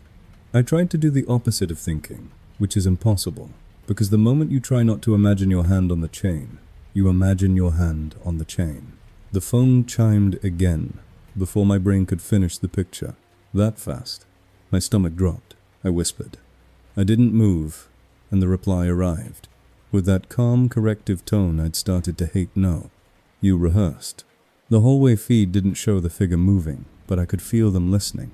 Not with ears, with patience, with a sense of ownership over the next moment. My sister mouthed, "Call 911, and I nodded. But my fingers shook so badly I almost dropped the phone. I dialed anyway, and while it rang, my sister's living room lamp flickered, once, twice, like a metronome counting down without numbers. The operator answered. I gave the address. I said there's a person outside our door. We can see him on camera. And the operator asked questions in that steady voice that makes you feel like you're making a big deal out of something that could kill you if you downplay it. While she spoke, a new message arrived. Don't tell her about the phone in the microwave. My chest tightened. My sister looked at me like she could see the message reflected in my face, and I realized the trap wasn't just that someone could read me. It was that they could split me from the people trying to help by making everything I knew feel like a secret I was ashamed of. The operator asked if the person was trying to enter. I looked at the feed, and the figure lifted their hand to the doorknob with the same relaxed motion someone uses to test a friend's door. Not force, just expectation. The knob turned, slowly. The chain held. The figure didn't yank it. They let it pull tight and then released it, as if they were learning how much resistance our fear could provide. My sister whispered, "Oh my God," and her whisper was a tiny surrender of sound. The phone chimed instantly. I heard that. I forced myself to speak louder to the operator to make my voice a public thing, but the second I raised my volume, another text arrived. Good. Make witnesses. That's what brave girls do. The hallway camera glitched for half a second, just a flicker, and when it came back, the figure was gone. The empty hallway looked like a lie. My sister's grip tightened until my fingers went numb. The operator said officers were on the way. I said, "Please hurry," and as I said it, I saw something on the feed that made my stomach pitch. The elevator indicator at the end of the hall lit up, and the little arrow pointed down as if someone had just stepped inside and started descending. I stared, heart hammering, because that meant the figure had been right here long enough to test our locks, long enough to make us play their thought game, and then left with the same calm they arrived with, like our fear was simply another box. They checked. My sister sagged with relief, the kind that makes you angry at your own body for relaxing too soon. The phone chimed again. Don't relax. That's how people die in movies. I swallowed hard. Stop, I typed on my sister's phone, because mine was still wrapped in foil in the microwave, like a bad joke. The bubble appeared and stayed. No red exclamation. It delivered. For 1 second I felt a spark of control, and then the reply arrived. Good. You can still type when I allow it. My sister whispered, "How is this happening?" And in the silence after her whisper, the landline in the kitchen rang, once sharp and old-fashioned, like a bell in an empty church. We both froze. The operator was still on my sister's phone, asking me to stay on the line, but the landline ring cut through everything. It rang again. My sister stared at it like it might bite, and then the phone chimed with a text that made my throat close. Answer it. I shook my head. The landline rang a third time, then stopped. Immediately the voicemail light on the landline blinked on red and steady. My sister's eyes filled with tears. The phone chimed. Play it. I promised you audio. I didn't want to touch anything that belonged to this, but my sister reached out with shaking fingers and hit the voicemail button like she was obeying gravity. The speaker crackled with static, and then we heard my voice, quiet and close, saying, "There's someone outside the door." It wasn't a recording from tonight. It was a recording from the moment I had first called 911. My words flattened into the tinny landline. Speaker played back to me like a mirror held too close. Under my voice, faintly, we could hear the operator's calm responses, and underneath that, lower still, was another sound. A soft shuffle on carpet. Too close, like someone standing just outside the door while I reported them. My sister covered her mouth. The recording continued and my own voice said, "We can see him on camera." Then right after that line, a second voice slipped in, whispering over the top of mine, intimate and pleased. "Yes, you can." The voicemail ended with a gentle click, the kind of click you hear when someone hangs up carefully, so you won't notice the moment they stop listening. My sister started to sob a small contained sound, and the text arrived immediately. "Shh, you'll wake the kid." My hands shook. I looked at the hallway feed again empty, and realized the voicemail wasn't just cruelty. It was proof that the person had been close enough to capture audio in real time, close enough to layer their voice into it, close enough to make our own house feel like a microphone. The operator on my sister's phone asked if officers could enter the building. My sister managed to say yes, voice broken. The text chimed again. "They won't find me, but they might find my work." A minute later, the indoor camera app on my sister's phone switched views, by itself cycling through angles my sister didn't even know it had. Front door hallway, lobby, stairwell, mailroom. It was like someone was flipping channels, showing off. Then the view stopped on our own front door from the inside the camera's night vision, making the peephole look like a black eye. On the screen, a tiny dark square above the peephole caught the infrared light, just wrong, something that shouldn't have reflected. My sister whispered, "What is that?" And the text arrived. "That's how I watch you, watch me." My stomach dropped. A second later, the building hallway outside filled with real footsteps and real voices, and a hard knock hit the door, followed by police. We opened with the chain on, showed them the hallway feed, showed them the voicemail, and one officer's face tightened as he stepped close to the peephole and ran his flashlight along the trim. "There's something here," he said. He lifted a gloved finger and peeled away a tiny square of tape so thin it looked like shadow. Under it was a pinhole lens, seated perfectly in the molding like a speck of dirt nobody would ever scrub. The officer swore quietly, and I felt my knees go weak, because the truth was simple and awful. There had been a literal eye on our door, watching who came and went, recording our voices, feeding someone the kind of information that made prediction feel like mind reading. The officer asked who installed it. My sister shook her head, crying now. The text chimed on her phone, one last time, almost gentle, see not, magic, just planning. Then another line colder. "Tomorrow you'll get the file. Midnight. Don't miss it." As the officers bagged the tiny camera and started talking about building access logs, I stared at my sister's phone and watched the sender field change again, digits blurring into nothing as if the number itself was getting bored of, pretending it belonged to the world.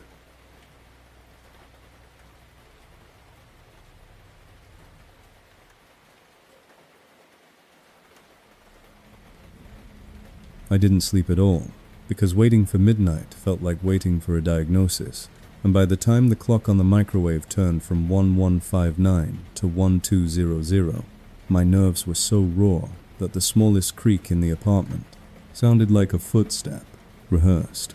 My sister sat beside me on the couch with her phone in her lap, face pale, eyes glossy from crying, and my nephew slept in her room blissfully, unaware that adults can turn a home into a crime scene just by being afraid in it. The police had taken the pinhole camera and promised to follow up, with the building promised to pull footage, promised to do all the things that sound like help but never sound like now.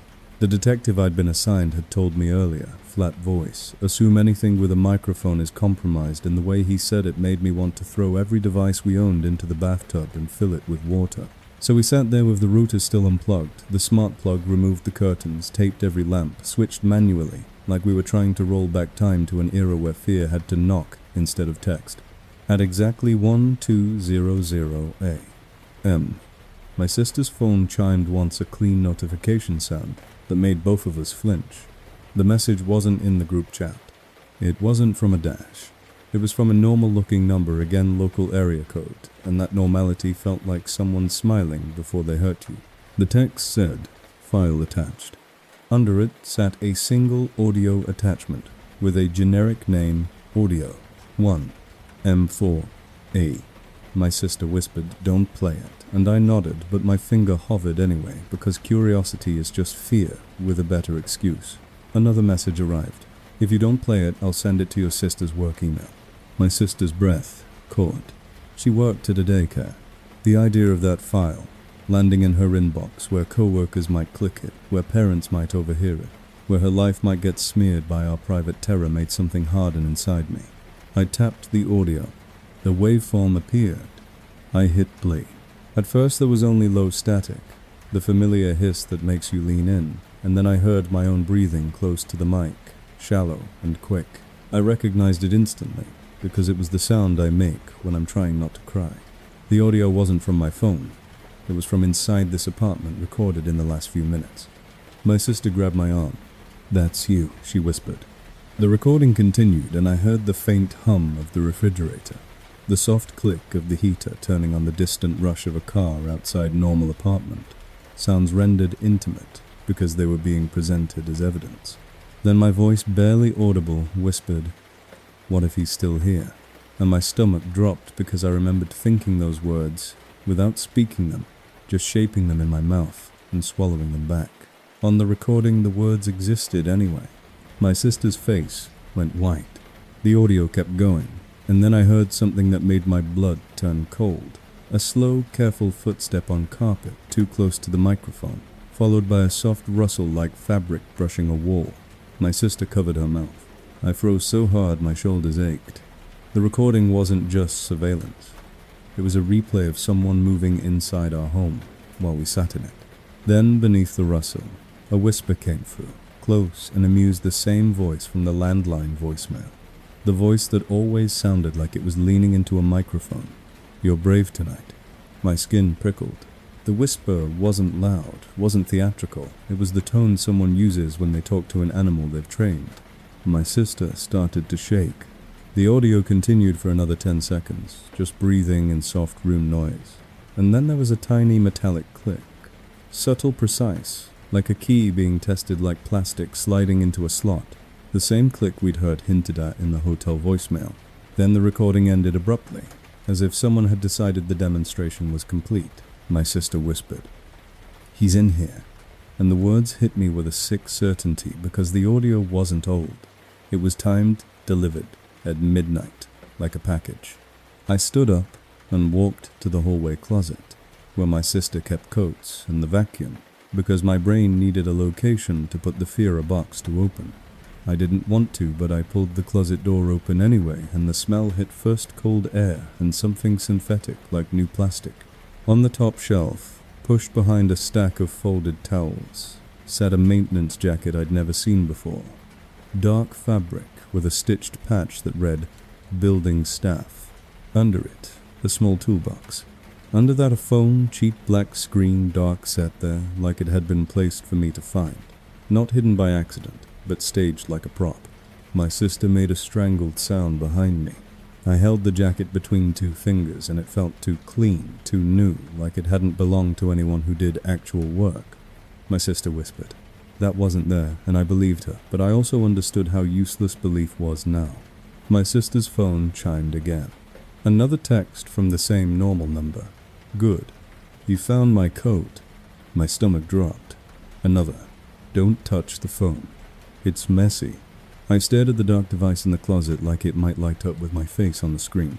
My sister's hands shook as she called the detective's direct line voice urgent, and when he answered, she said, "We have something in the closet."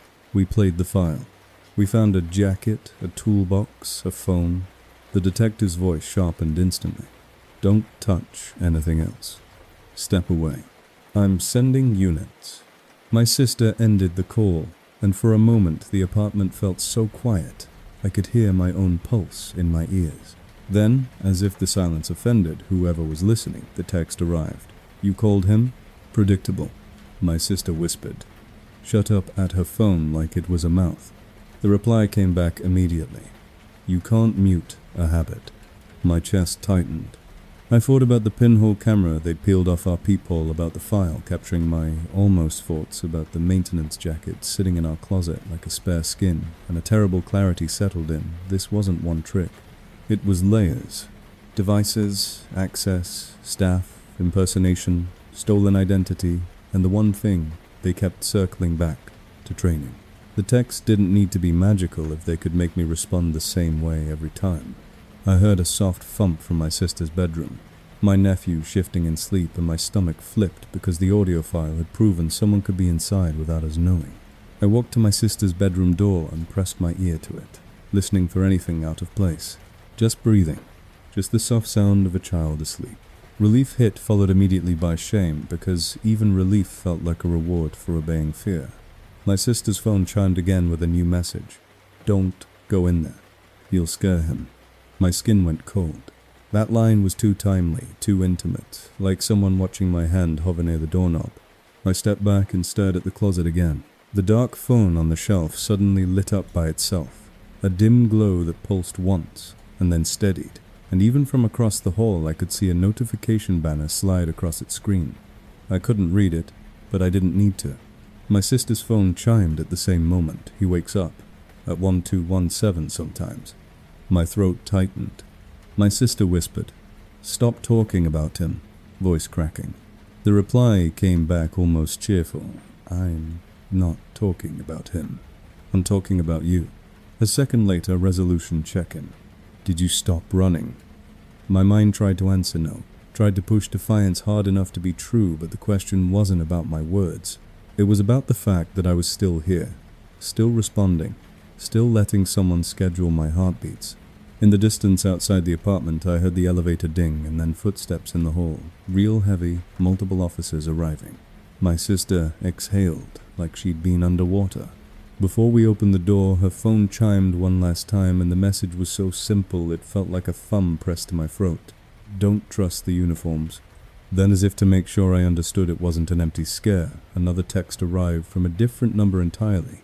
This one saved in my sister's contacts under a familiar name, someone she actually knew. The message preview read, "Open the door. It's cold." My sister stared at her screen, face draining, because the sender name wasn't unknown number. It was her friend's name, and the timestamp under it said 1217 a.m. right on schedule.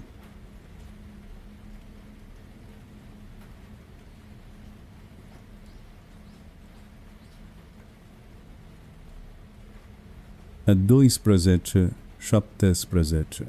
a.m. The knock came again. Not the casual testing knock from before, but a firm, practiced one that said authority, and my sister flinched so hard her phone nearly slipped from her hand. On her screen, the message from her friend's saved contact name still glowed. "Open the door. It's cold." The timestamp matched the knock, like they were synchronized by the same clock.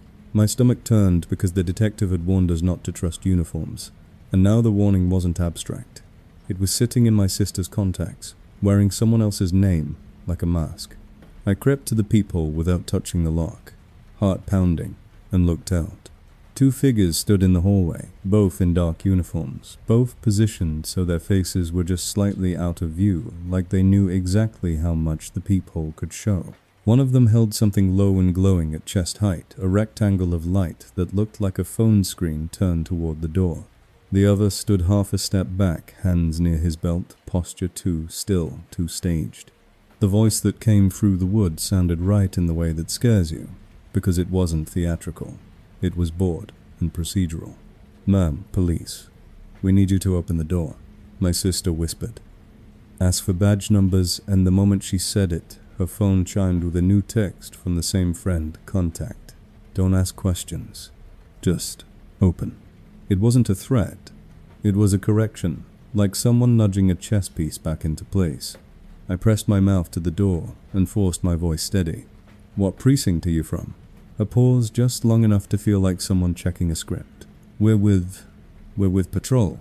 Open the door." My sister mouthed, "No." The hallway figure shifted slightly, and my peephole view filled with a shoulder, as if he'd stepped closer on purpose. My sister's phone chimed again. Chain off first. The hairs on my arms lifted. They didn't just want the door open. They wanted the sequence. They wanted the ritual. I kept my voice calm, louder, like volume could make my fear public. "Slide your ID under the door." Another pause. Then a soft laugh that didn't belong in a uniform. "Ma'am, that's not how." The voice stopped. The other figure leaned in and whispered something I couldn't hear, and the first one cleared his throat as if resetting. "Fine. Stand by." I heard fabric rustle, the faint scrape of something plastic against carpet, and then a thin rectangle slid under the door, stopping with perfect alignment like it had been practiced. My sister reached down with 2 fingers and pulled it out without opening anything. It wasn't a police ID. It was a laminated building staff badge with a generic logo and a name printed in block letters that meant nothing to me. It looked new, too clean, like the maintenance jacket in the closet. My sister's face drained. Before she could speak, the hallway voice said too quickly, "We're working with building security. There's been tampering. We need access to check your lock and peephole." My stomach tightened because it was plausible, and plausible was always the sharpest blade. My sister whispered, "They know about the peephole camera," and her phone chimed immediately, "Yes, we do." The knock came again, closer, harder. "Open the door," the voice repeated, but now it had an edge impatience leaking through the mask. I didn't answer. I called 911 from my sister's phone while she held it, and I kept the door in my peripheral vision like it might move on its own. The operator picked up, and I said, "Someone claiming to be police is outside our door right now. Please confirm if you have units at this address." The operator asked for the address, then asked me to stay on the line. The hallway voice spoke again through the wood, quieter now, as if trying to sound intimate instead of official. "You don't need to call them. We're already here." My sister's phone chimed. "Hang up." "I didn't." The operator said, "We do not have units dispatched to your address at this moment." My blood went cold. Outside the door, one of the figures shifted just a half step, and I saw the glow of that phone screen tilt, as if it were being aimed at the peephole. My sister's phone chimed again, faster, more insistent. "Chain off. Deadbolt off. Do it now." The hallway voice dropped the pretense entirely. "Open the door," it said, and there was a tiny metallic click under the word, the exact sound from the audio file. The sound of plastic sliding into a slot. My stomach lurched, because it sounded like a keycard being tested. My sister whispered, "How would he have a keycard?" And her own phone chimed with the answer, "Because he asked for one, like he belonged." The operator told us to stay inside, not to open the door, and that officers were being dispatched now. In the hallway the glow shifted again, and I realized the person outside wasn't just holding a phone. He was filming, documenting our hesitation like it was entertainment. My sister shook so hard I could feel it through the air. Then the building hallway at the end of our corridor lit up with the elevator ding, and actual voices rose, multiple loud, real echoing off the walls, in a way that didn't sound staged. "Police, step away from the door." The 2 figures snapped their heads toward the elevator, and for the first time their calm broke. One of them bolted toward the stairwell. The other hesitated a fraction of a second too long, like he couldn't decide whether to keep acting or start running. The hallway filled with heavy footsteps and shouted commands. My sister and I stood frozen behind our own locked door, listening to the chaos we couldn't see, listening to the slap of shoes on carpet, the clatter of something dropped a grunt, and then the sudden dead quiet that always follows a burst of adrenaline, like the building itself holds its breath. A firm knock hit our door. "Ma'am," a different voice, called breathless and sharp. "This is police. We're here, now. Keep the chain on. We're going to verify." The operator confirmed we had units on scene.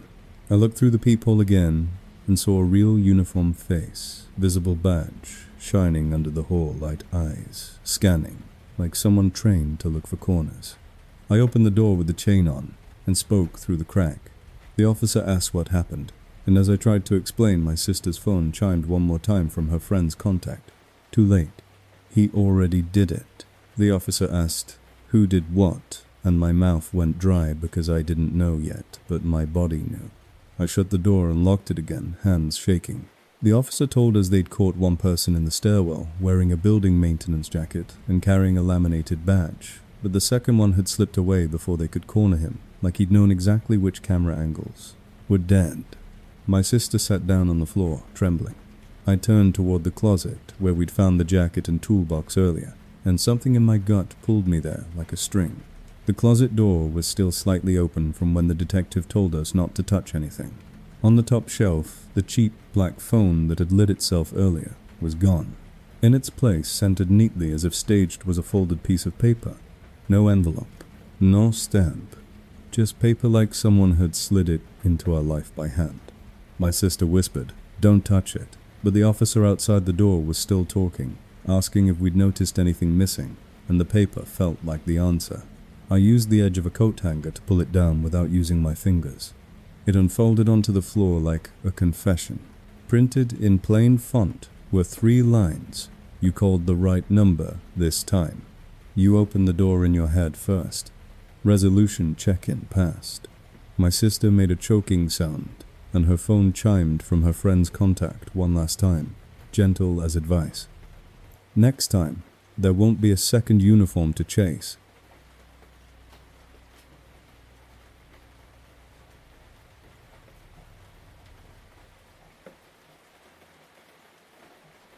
By morning, the apartment looked normal again, in the way crime scenes always do. Once the uniforms leave, couch cushions back in place, coffee cups rinse the air, still like fear had been a dream. We could clean up with paper towels, but the sister's face stayed pale and fixed, and my hands wouldn't stop, trembling even when I tried to make them. The detective came in person this time, not because he suddenly cared more, but because we had something tangible. A peephole camera device, a staged phone, a maintenance jacket, and now a suspect they'd actually put in handcuffs for 5. Minutes before, he asked for a lawyer, and gave them nothing but a blank star. The detective looked at the printed note we'd hooked down with the hanger and said flatly, "He wants you to feel like every right choice is still part of his plan." My sister asked if they found the second guy. The detective shook his head, and didn't sugarcoat it. Not yet, and if he's smart, we won't find him quickly. Then he asked for my phone, the new one, the one I'd tried to isolate from everything, and he slid it into an evidence bag like it was contaminated. "Assume your devices are compromised," he said again, and this time he added, "Assume your identity is compromised too." He told us the fake building staff badge the court guy carried was printed yesterday at a shop, less than 10 minutes away. Paid in cash, but the photo on it wasn't the court guy. It was a different face, a face that matched none of the building cameras, because it never stayed under a lens long enough. The detective's tech unit found a small receiver taped behind my sister's router. Something that shouldn't have been there, something that could listen without needing the internet. And when they peeled it off the wall, my sister cried quietly, like she was watching a parasite removed from her own skin. "How did he get in?" She kept whispering. The detective didn't answer the way people want. He just said, "Someone let him?" That's what made me feel sick. The simplest vulnerabilities aren't hacks, they're humans. Being polite humans, trusting a uniform, humans hearing a confident voice and moving out of the way. My sister's friend came over at noon, the one whose contact name had been used to tell us to open the door, and she walked in with her phone held out like an offering, eyes wide and furious. "I did not text you," she said immediately, and I believed her because her anger was real, not performative. The detective took her phone, ran a quick check, and said there was no outgoing message in her logs at 1217A. Even though we had the screenshot from my sister's screen showing her name at the top. "It's not coming from her device," he explained. "It's coming from the network wearing her name." The phrase sounded insane, but it landed with horrible clarity because it matched everything else. Numbers that exist and numbers that don't. Messages that deliver even when yours fail. Proof that evaporates the moment you try to show it. The detective told us to move again, to stay somewhere undisclosed, to lock down credit, to treat every account like a door left open. My sister said, "We already did that." The detective nodded like that didn't matter. Do it again, he said. And this time, don't tell anyone where you're going. Not even people you trust. Not because they'll betray you, but because they'll say your name out loud in the wrong place. We left my sister's apartment that afternoon, with 2 patrol cars parked outside like a promise that couldn't keep up. And we drove to a hotel, the department used sometimes for witness protection situations, a place with bland walls and thick curtains and a front desk clerk who didn't ask questions. The detective told us, no devices in the room. Use the room phone, only if you have to. Keep the chain on, don't answer knocks. He said it like rules could replace safety. In the elevator up, my sister's friend whispered, "This feels like a movie," and I wanted to scream because the difference between a movie and this was that in a movie the audience knows the rules. We got to the room, locked the door, and sat on the bed like people waiting for a verdict. My sister's phone was off, sealed, in an evidence bag. The only device allowed in the room was the hotel's landline phone, beige and dumb and supposedly safe. Untitled Chapter. My eyes opened on their own because my body had learned the schedule better than my mind. My sister was already awake too, staring at the ceiling. We didn't speak. We just listened to the hum of the air conditioner and the distant muffled sound of someone's TV through the wall. The landline's voicemail light blinked once, even though we hadn't received a call. My sister's mouth fell open. I stared at it, heart hammering because it meant he didn't need our phones. He didn't need our router. He didn't even need our names in a contact list anymore. He needed the habit of time. At tray 0 Exactly. The hotel TV turned on by itself. Volume set to 0, screen glowing blue like an open eye. A menu appeared, then vanished, and a single image filled the screen. A map. Not a generic map, but a pin dropped on a location I recognized immediately, because it was the place I had tried to erase from my life. The first apartment, the one with the crooked blind slat. Under the pin, white text appeared, as if typed by an invisible hand, your old house. 3:38. My sister whispered no, and the landline phone rang once, then stopped, and the voicemail light blinked again like a pulse. I didn't touch it. I didn't need to.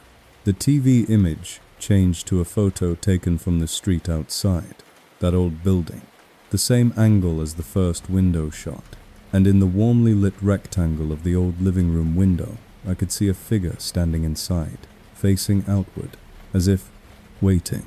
The figure raised a hand slowly in a wave. My stomach turned cold, because the old apartment shouldn't have been mine anymore. It should have been empty, leased to someone else, repainted, forgettable. The image zoomed in slightly, and I realized the figure wasn't waving at the camera. The figure was holding a phone up-screen, glowing, pointed outward, like a flashlight. The TV displayed one more line of text, "Come, get your original." My sister grabbed my arm and whispered, "We're not going." I nodded, and I meant it, but even as I nodded, I felt the hook set because he had just done what he always did. He offered a location, a time, and the illusion of closure. 30 minutes later, at 3:30 the hotel door handle rattled once gently, like someone testing it with 2 fingers. The chain held. Another rattle, slightly firmer. My sister's eyes filled with tears.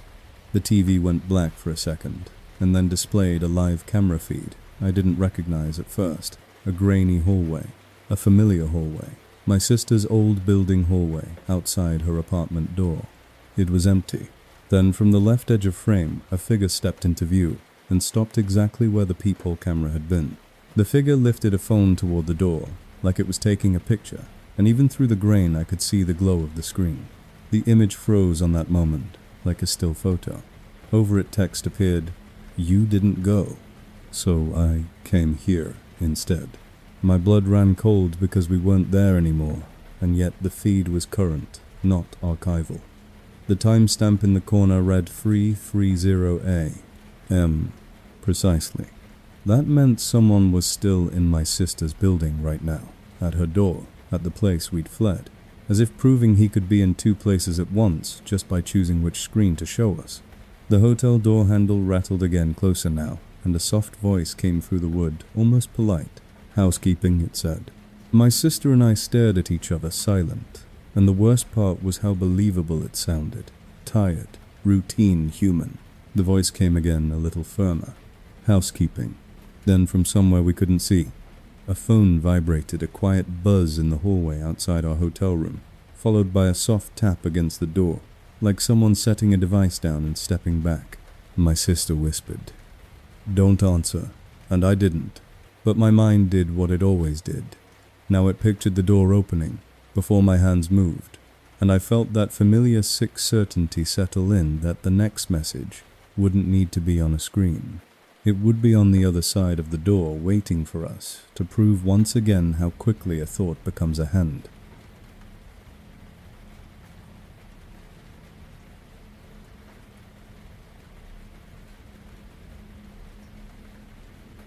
The hotel door handle rattled again at 330A. Gentle, patient, like whoever was out there had all night and no fear of being noticed. "Housekeeping," the voice said, again, tired and routine. And the word should have sounded ridiculous at this hour, but it didn't, because the whole point was to make the unbelievable sound normal. My sister and I stayed frozen on the bed, eyes locked on the door, listening for the smallest thing that would confirm a person instead of a performance. Then a soft buzz came from the hallway outside. Not the loud vibrate of a phone in a pocket, but the quiet insistence of a device set down on carpet. A moment later, something thin slid under the door and stopped, perfectly centered like it had been measured. My sister whispered, "Don't touch it," but we didn't have to touch it to see it. A hotel key sleeve, the kind front desks hand you when they don't know your face, with a white card tucked inside. My stomach turned, because a key sleeve is not a weapon, but it's a promise. I grabbed the landline handset and called the front desk, keeping my voice low but steady, and asked, "Did you send housekeeping to our room?" The clerk sounded confused and then irritated in that way people get when you accuse them of something they can't imagine doing. "No, ma'am," he said. "Housekeeping starts at 9. I asked if anyone called from the desk to our room. No. I asked if any staff member was on our floor. No. I asked if anyone requested a replacement key card for our room tonight." There was a pause, keys clicking, and then the clerk said no, and the way he said it told me he wanted it to be true. I told him someone was outside our door, pretending to be staff, and had slid something under it. He said he'd send security. The moment I hung up, the hallway went silent, and I realized the voice and the rattle had stopped. The instant I involved a third party, like someone deciding the demo was complete. My sister and I stared at the key sleeve on the carpet for a full minute, without moving, because movement felt like agreeing to the next step. Finally, I used the edge of a hotel notepad to drag the sleeve away from the door, crack, slow and careful. And when I pulled the card out without touching it with my fingers, my throat closed. It wasn't a hotel key. It was a printed map screenshot with GPS coordinates in bold at the top and a red pin in the middle. Under the pin, typed in all caps, were 3 words: "Your old house." My stomach dropped so hard I felt it in my knees. The coordinates weren't a random location. Even before my brain translated them into an address, my body recognized the direction they pointed in, the way you recognize a smell from childhood without knowing why. My sister whispered, "How would he know?" And I didn't answer, because the truth was sitting in that phrase like a trap. Old house doesn't mean last apartment. It means the place you were before you had choices. Security finally knocked, and we didn't open until we verified through the front desk that he was real. He was an older man, with a belly and tired eyes, who looked annoyed to be dragged into someone else's nightmare. But when I slid the map printout toward him with the notepad and said, "Someone put this under our door," his annoyance drained into something tighter. He called his supervisor, and his supervisor called the police contact the detective had given us for emergencies. Within 20 minutes, actual officers arrived, verified with dispatch, and checked the hall. No one, no cart, no phone, no footprints, just carpet and quiet, like the building itself had erased the scene the second it finished performing. The detective arrived after that hair, messy face, set in that exhausted neutrality cops wear when the problem is bigger than their shift. He photographed the map, back the key sleeve and asked what the voice said. "Housekeeping," I told him. He stared at the door as if imagining it from the other side. "They want you to open," he said. They wanted to feel reasonable. I asked him what the coordinates meant, even though I already knew. He typed them into his own phone, not his personal one, a department-issued device, and the address that popped up made the room tilt my childhood home. The house my mother sold when I was 17. The place I hadn't visited in years. The place I barely talked about because it belonged to a version of me that didn't exist anymore. My sister covered her mouth. The detective's eyes narrowed, like he felt the boundary shift too. Because stalking your current life is one thing.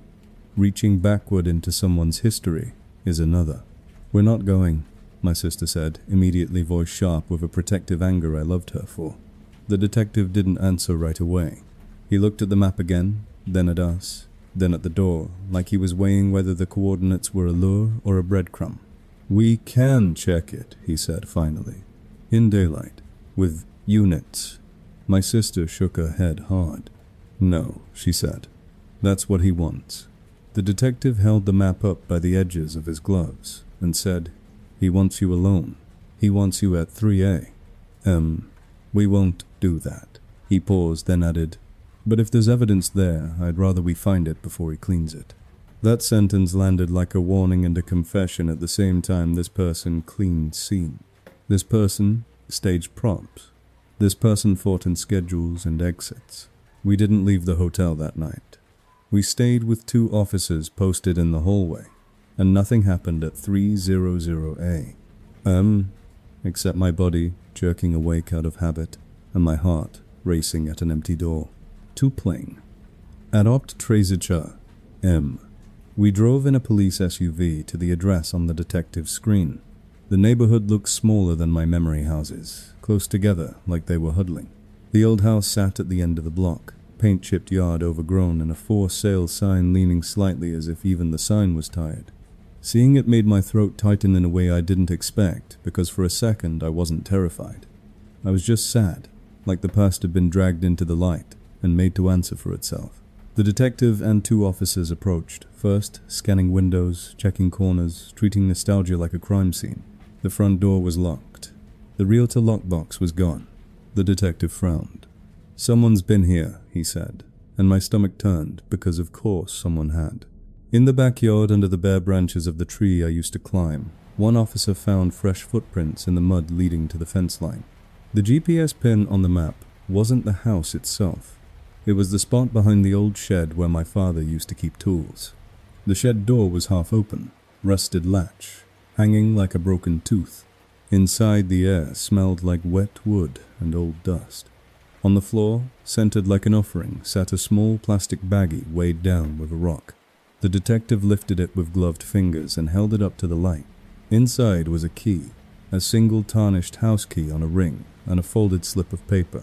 The detective opened the paper carefully and read it aloud, voice flat. "You left this here." My skin went cold.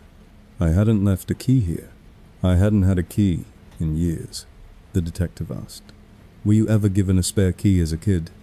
I shook my head, but even as I shook it, I remembered something I hadn't thought about in forever.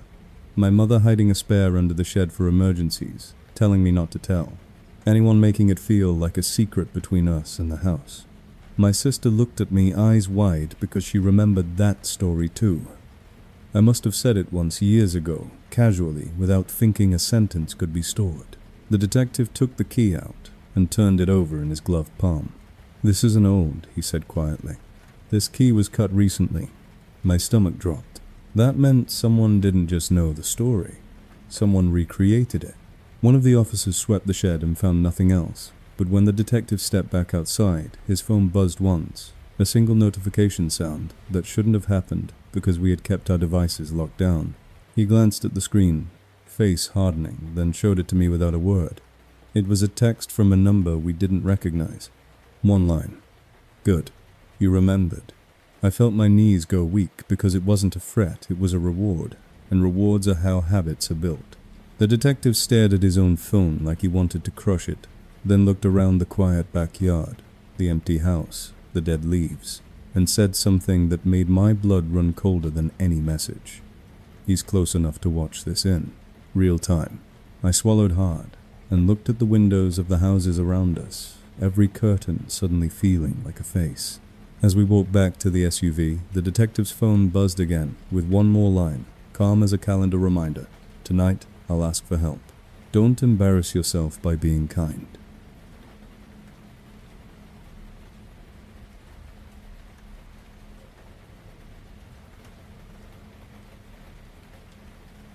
That night, back in the bland witness hotel, with the thick curtains and the posted officers who pretended not to watch us while they watched everything, I kept hearing the detective's last sentence echo in my head.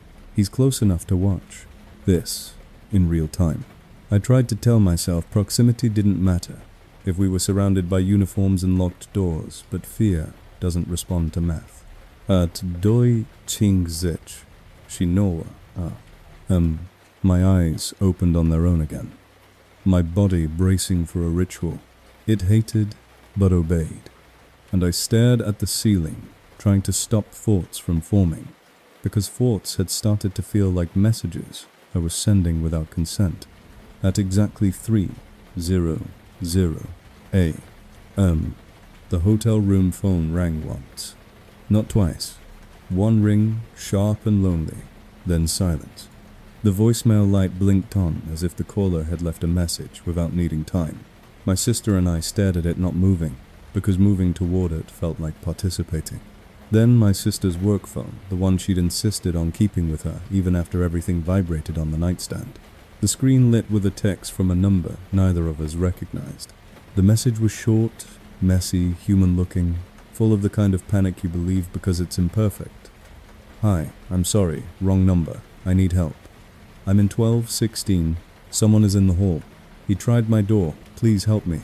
My sister's breath caught. She whispered, "That's on our floor."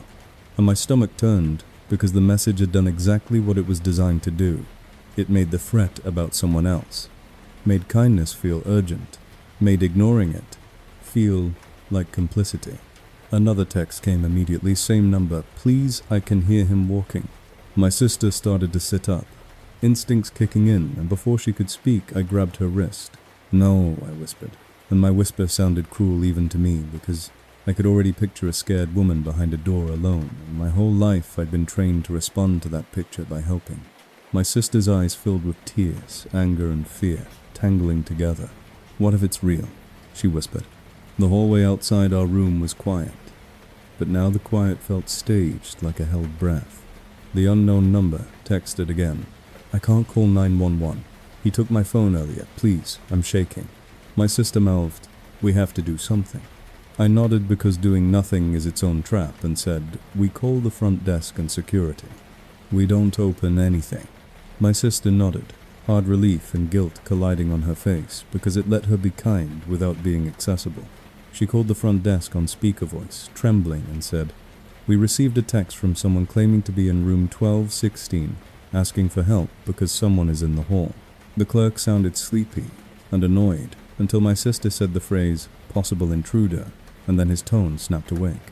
He said he'd send security to check. While we waited, the unknown number texted again. "He is right outside." And then from the hallway beyond our door, we heard it a soft scrape, like a shoe dragging lightly on carpet, followed by a faint shuffle. My skin went cold. My sister's eyes widened. The text came, "Do you hear it? Another open, please." My stomach turned because the message was matching the sound timing itself to our senses, building a bridge between a digital plea and a physical cue. I held my breath and listened harder, and the next sound was a low, broken sob, quiet but unmistakable, coming from somewhere down the hall. My sister flinched like the sob had hooked her ribs.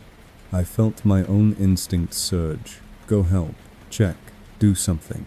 And I hated it because the sob made the situation feel undeniably real. The unknown number texted again. "That's me." Then I can't breathe. My sister started to rise and I said, "No," louder this time. And my voice shook because saying no to a crying person feels wrong in your bones. I kept my hand on her wrist and my other hand dialed 911 on the room phone because if the hall had a real victim, it deserved real help, not us fumbling a door chain in a dark hallway.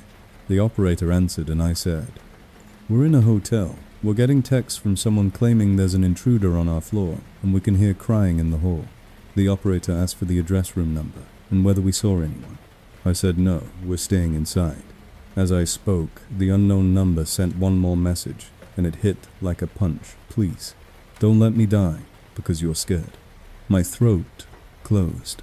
My sister started crying silently, shoulders shaking because the message didn't need to be true to do damage. It only needed to land. Then there was a firm knock somewhere down the hall, not on our door, and a man's voice calling, "Security." The crying stopped instantly, as if someone had pressed pause. The hallway went so quiet it felt vacuumed. My stomach dropped, because abrupt silence is the cleanest sign of staging. A minute later, security knocked on our door, identified himself, and told us through the wood that he had checked 1,216. No one answered, he said, and there's no guest registered in 1216 tonight. That room is out of service. My blood ran cold. My sister covered her mouth. The unknown number texted immediately. "See, they won't believe me." Another. "He's still here." I stared at the screen, feeling something heavy settle in my chest because an out-of-service room is a perfect stage. A door that won't open, a victim who can't be verified, a problem that can't be resolved with facts. The operator said officers were en route. Security said he'd stay on the floor and check cameras. My sister whispered, "What if someone is really hurt?" And I had no answer that didn't taste like poison. Then the hotel room phone voicemail light blinked again, and the handset speaker crackled without being touched, just a faint hiss, like a line opening. Under the hiss came a breath close and wet, and then a whisper that made my skin go numb, because it wasn't a stranger's voice begging for help. It was my own voice softly sobbing, saying, "Please, open the door." My sister gasped, clutching my arm. The unknown number texted at the exact same moment, like a caption under a video. That's what kindness sounds like when I wear it. The hallway outside remained quiet, but now every quiet second felt like a choice being measured.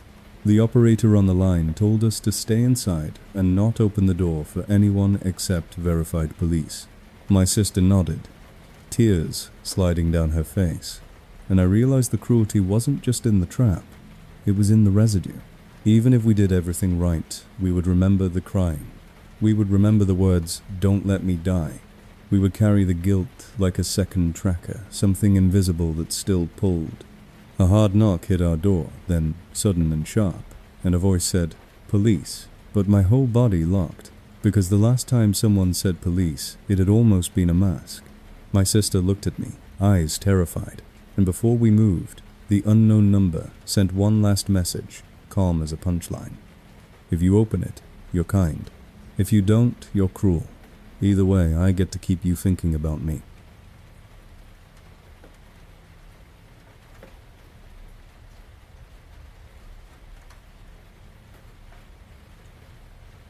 The knock hit our hotel door hard enough to make the chain tremble, and the voice on the other side said police, with the exact kind of tired authority that would have felt reassuring in any other life. My whole body locked, anyway, because I'd already learned how easily a uniform becomes a costume at Free A. How quickly a calm voice turns into a key. My sister's eyes were huge and wet, and I could see the question in her face. Do we open and risk it or don't, and live with the guilt of whatever is happening in the hall? I didn't trust my instincts anymore, so I trusted procedure. I kept the chain on, and called 911 back on the room. Phone asked the operator to confirm units were at our door, and while she checked, the voice outside stayed polite, not escalating like it knew escalation would make us suspicious. "Ma'am, open the door with the chain on," the voice said, and the phrasing was just right. Chain on. Exactly the safety step. People tell you to use exactly the phrase that makes compliance feel smart. The operator came back and said, "Yes, officers are on your floor, you can speak through the chain." And that confirmation landed like a rope thrown into deep water.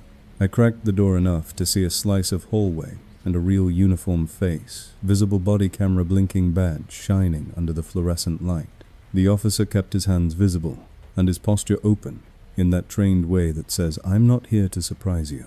Behind him, hotel security stood with a key ring and a clipboard, looking exhausted and embarrassed. The officer asked if we were the ones who called about the texts and the crying. I nodded and felt my throat tighten because saying it out loud still sounded insane. I handed him the room phone handset so the operator could confirm him. He leaned in and gave his name and badge number, and the operator confirmed. It was real, which should have made me relax, but instead it made me feel worse, because real help arriving doesn't erase the trap. It just proves the trap was designed to work before help arrived. The officer asked to see the texts. We didn't have my phone and my sister's was bagged, but my sister still had her work phone and she held it out with shaking hands. The officer's eyebrows lifted as he read the message, "Please, don't let me die because you're scared." His expression shifted not into disbelief but into recognition, like he'd seen someone weaponize empathy before. He asked if we'd heard the crying ourselves. We both nodded. Hotel security said, "Room 1216 was out of service and locked." The officer told security to open 1216 anyway, with police present.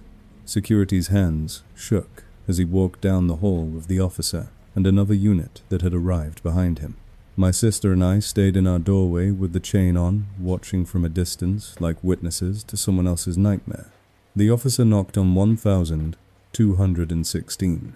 First announced police waited, then nodded at security. The keycard reader blinked green. The latch clicked, and the door swung open on a dark, empty room. No lights, no movement, nothing, but the stale smell of carpet cleaner and dust. The officer stepped inside, flashlight sweeping, and for a second the hall was quiet enough that I could hear the beam of light moving across walls. Then the officer stopped and said, "Here," and his voice was different, tight, controlled. Security leaned in and made a small sound in his throat. The officer reached down and lifted something from the floor with two gloved fingers. From where I stood, it looked like a tiny black puck, smaller than a palm, the kind of portable speaker people use in showers. The officer turned it over, and a faint blue light blinked from its underside. He pressed a button, and the device chirped softly, the same frequency as the sobbing we'd heard. Not the sound itself, but the type of sound, the kind that makes your brain fill in a human throat. The officer looked back down the hall at us and said, "Someone planted audio." My stomach dropped because I'd wanted it to be fake, and now it was fake in the worst way. Fake by design, engineered to force a moral decision. Hotel security started talking fast, swearing that device wasn't his, that room was locked, that only staff had access, that the lock log would show. The officer told him to breathe and said they'd pull logs and footage. As they worked, my sister's work phone vibrated again. A new message from the same unknown number arrived. "Good. You called the right people. You're learning." The officer asked if we got more. My sister showed him, and he stared at the screen for a long second, jaw clenched like he hated that the sender could still reach us even while he stood 10 feet away. Then my sister's phone lit up with an incoming video call. Facetime. The caller ID didn't show a number. It showed a name from my sister's contacts. Front desk. My sister froze, eyes darting to the actual front desk, clerk's name she knew, and the officer's gaze sharpened. "Don't answer," he said immediately, and his voice made it an order rather than advice. My sister's finger hovered anyway, because the label front desk is an anchor, something your brain wants to grab. I reached out and flipped the phone face down on the bed without answering, like turning it over could turn off the hook. It kept buzzing, the vibration crawling through the mattress like an insect. The officer asked why front desk would FaceTime. Hotel security looked confused and then said, "Our front desk doesn't FaceTime guests." The call stopped on its own and an instant notification appeared. Missed FaceTime. Voicemail available. My skin went cold because FaceTime doesn't leave voicemail like that unless you're in a world where rules have been rewritten. My sister picked the phone up with shaking hands, and before she touched anything, the screen lit by itself and played the missed call preview, a short looping clip, as if the phone wanted to show us without asking.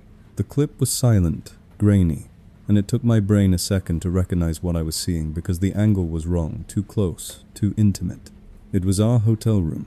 It was our bed. It was us in the doorway, with the chain on tiny in the frame. while the hallway beyond was bright. The video perspective was from inside our room near the ceiling, angled down like a security cam. My mouth went dry. My sister made a strangled sound. The officer stepped closer and watched the loop with his face going hard. "Where is that camera?" he said. And it wasn't a question, it was a command to reality. The hotel security blurted, "We don't have cameras in rooms," like the sentence could undo what we were seeing. The officer told us to step back and not touch anything, then entered our room with his flashlight and started scanning the ceiling fixtures, the smoke detector, the TV, the thermostat, the vents moving, with the precise impatience of someone who hates being tricked. He stopped at the TV first. The black glass of the screen reflected his flashlight in a way that showed a faint dot near the top bezel, too perfect to be a scratch. He reached up, ran a gloved finger along the edge, and peeled off a strip of glossy black tape so thin it looked like part of the frame. Under it was a pinhole lens seated neatly aimed directly at the bed. My stomach flipped. The officer swore under his breath and said, "They staged your room." Hotel security turned pale and started backing up, like the room itself was a lawsuit. The officer bagged the lens assembly, called it in, and told a second unit to check adjacent rooms for similar devices. My sister sank onto the bed, shaking, whispering, "How?" and her phone buzzed again, with a final text from the unknown number. "That's why I like video calls. You don't answer. You still see me." The officer looked at us, eyes tired, and said, "This is organized. Whoever's doing this has access, tools, and time." Then he added quieter, almost like he didn't want to say it out loud, "And they want you to doubt every safe place you find." As if to underline his point, my sister's work phone lit with one more Facetime call, this time from a contact name that made my blood turn to ice because it didn't belong in this story at all. It was my name.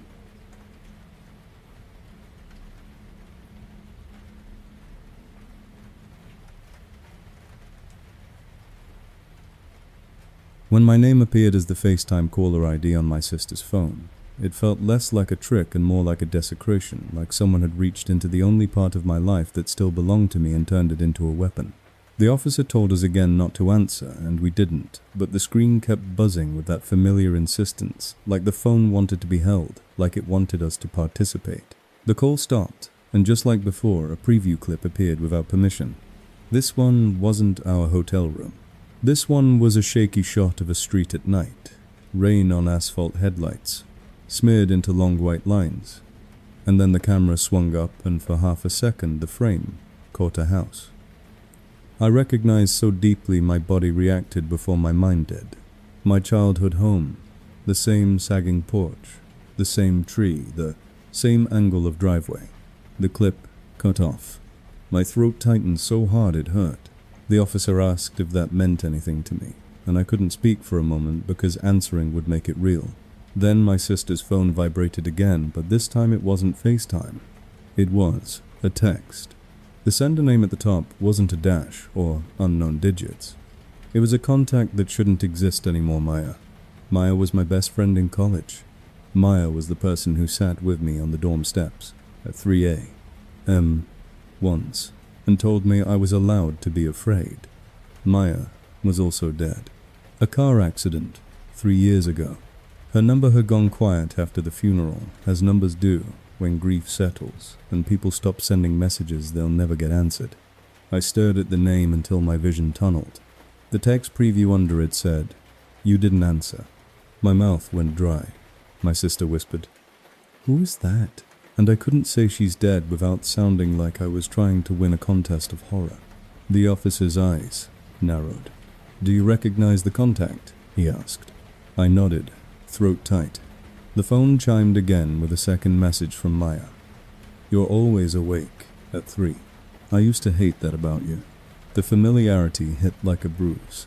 That was the kind of sentence Maya would have written, teasing intimate, a private rhythm between us. My hands started to shake. The officer held out his gloved hand. "Give me the phone," he said gently. And the gentleness almost broke me because it was the first time someone in authority sounded like he believed my fear was real. My sister handed it over, and the officer kept the screen facing us so we could see what arrived next, like he wanted us to be witnesses to the crime instead of victims of it. Another message from Maya. Remember the night on the dorm steps you promised you'd stop running? My stomach dropped because I had told that story to almost no one, and only in the messy way you tell old memories when you're drunk and nostalgic, and you assume the past is safe because it's past. The officer asked, "Did you post that story anywhere?" I shook my head. The phone chimed again. "You said you'd answer if it was me." Tears stung my eyes, hot and humiliating. My sister whispered, "This is sick," and the officer's jaw clenched. He asked me, "Do you still have Maya's old messages?" I nodded. I hadn't deleted them. People keep dead texts, like relics. The officer said, "Don't reply," but the next message made replying feel like reflex rather than choice. "Please." One word. The same one used in the hotel trap, but now wearing a dead friend's name like a borrowed sweater. My chest tightened.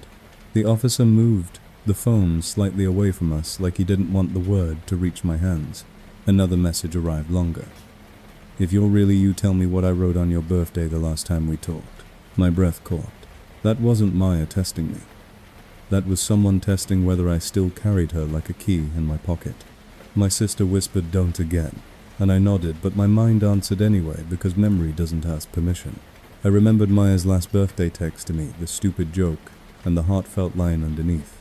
And as the memory surfaced, the officer's phone in his other hand buzzed, and he glanced down and went still. "He's messaging me now," he said quietly, and my stomach dropped because it meant the net was wider than our room. The message on the confiscated phone from Maya arrived before he finished speaking. "You remembered. You always remember the parts that hurt." I felt something inside me collapse, because that line wasn't Maya's voice anymore. It was the stalker's voice, using Maya as a doorway into my throat. My sister started crying silently, shoulders shaking. The officer asked the hotel manager to pull security footage of who accessed our room. The manager stammered about keys, staff logs, and the officer's patience thinned into anger. "Someone put a camera in a guest room," he said. "I don't care about your policy. I care about your access." While they argued, the phone chimed again from Maya. "I'm going to send you something. Don't let the cops stop you." A photo attachment appeared. The officer hesitated, then opened it, because evidence is evidence, and the image loaded, slowly making my stomach twist with every pixel. It was a screenshot of a text thread. My text thread with Maya. Not the whole thing, but a specific section from years ago, messages I hadn't looked at in forever. The screenshot was taken from my own phone perspective, with my exact theme color, my exact formatting, my exact contact photo for her. In the screenshot, a message bubble from me said, "I feel like I'm always running." Maya's reply bubble underneath read, "Then stop. Just stop." Seeing it in that context made my throat close, because it was the simplest advice and the hardest thing. The officer stared at the screenshot and said, "This came from your device backup, half to himself, half to me, or from someone who has it." My skin went numb. I had tried not to restore my old cloud to the new phone, but that didn't matter if the cloud itself had already been copied. Another text from Maya arrived. "I hate that you still keep my messages like a shrine." The cruelty of the word shrine made me flinch, because it was true, and it was also none of anyone's business. My sister whispered, "He's trying to make you talk," and she was right. This wasn't just about scaring me. It was about pulling sound out of me, dragging me into replying, into confessing, into proving I was reachable through grief. The officer put the phone face down on the table and said, "We're done reading this for now," but the vibrations still traveled through the wood in small pulses, as if the device was alive, even when flipped away. The hotel room phone voicemail light blinked again, and for a second I thought it was coincidence, until the handset speaker crackled and, without being touched, began playing a voicemail at low volume, like a whisper leaking through a wall. It wasn't my voice this time. It was Maya's. Not a recording from a call, not a public clip, but the sound of her laughing from a voice memo. She once sent me a laugh I hadn't heard since the funeral, a laugh that punched the air out of my lungs. My sister gasped and pressed her hands to her mouth. The officer's face tightened, eyes scanning the room like he expected to catch the sound in a net. Under Maya's laugh, a second layer of audio slipped in quiet and close. "Answer her." The voicemail ended with a soft click, and then silence so complete it felt staged. The officer spoke into his radio urgent now. and told another unit to secure the hotel phone lines to check if anyone had accessed the PBX system to treat the voicemail playback as an intrusion. The manager looked like he was about to faint. My sister grabbed my hand and whispered, "He can make dead people talk," and I wanted to correct her to say, "No, it's data, it's recordings, it's access, it's technology." But the correction didn't matter because the feeling was the same. Someone had taken the most private part of grief and made it perform on schedule. The confiscated phone buzzed one more time, and the officer flipped it over just long enough to see the new text from Maya. "Tomorrow, I'll text you from someone you love even more." Then, as if the threat needed a signature, a second message arrived, immediately after no name. This time, just digits. "Your cloud is a house with no locks." I'm already inside.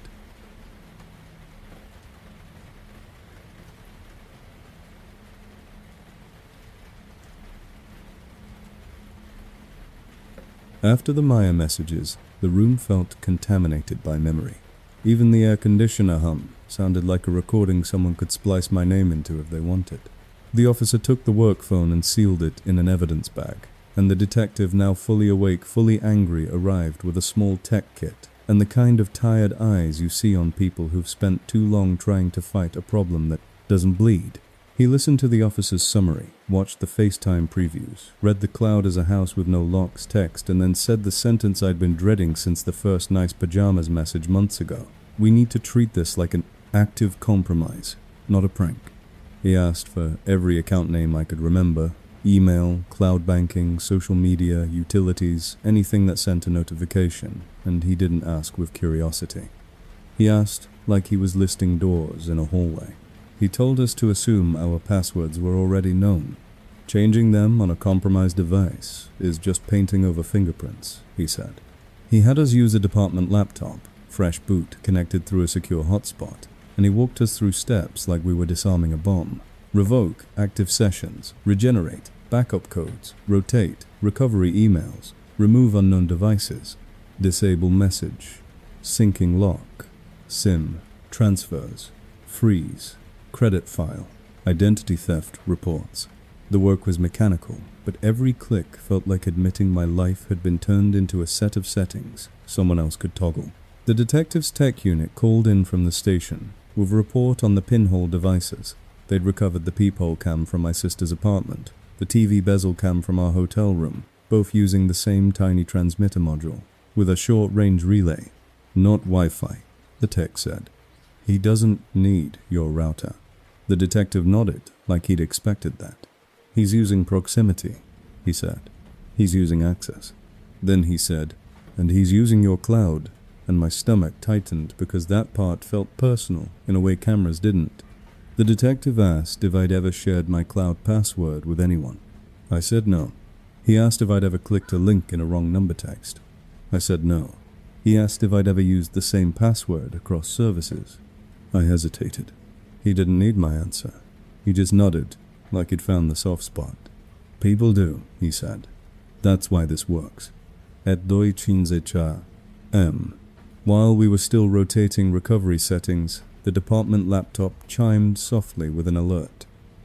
"New sign-in attempt blocked." It was from my cloud account. The location listed was nearby within miles. The device name was something generic Android. The detective's mouth tightened. "He's testing," he said. At 2:15 she opta. Another sign-in attempt. Blocked again. At 2:15 she nowa. A third attempt. And this time, the alert included a second factor request that popped up on the department laptop because it was now the recovery device. The detective didn't approve it. He watched it like a standoff. "He wants you to see him trying," he said. "He wants to keep you awake." At 3:00 am, exactly, the hotel TV turned on again by itself. Volume at 0 menu, flashing like an eye. The detective and the officer both looked toward it at the same time, hands going to their radios instinctively, and I felt a sick pulse of satisfaction from somewhere outside the room.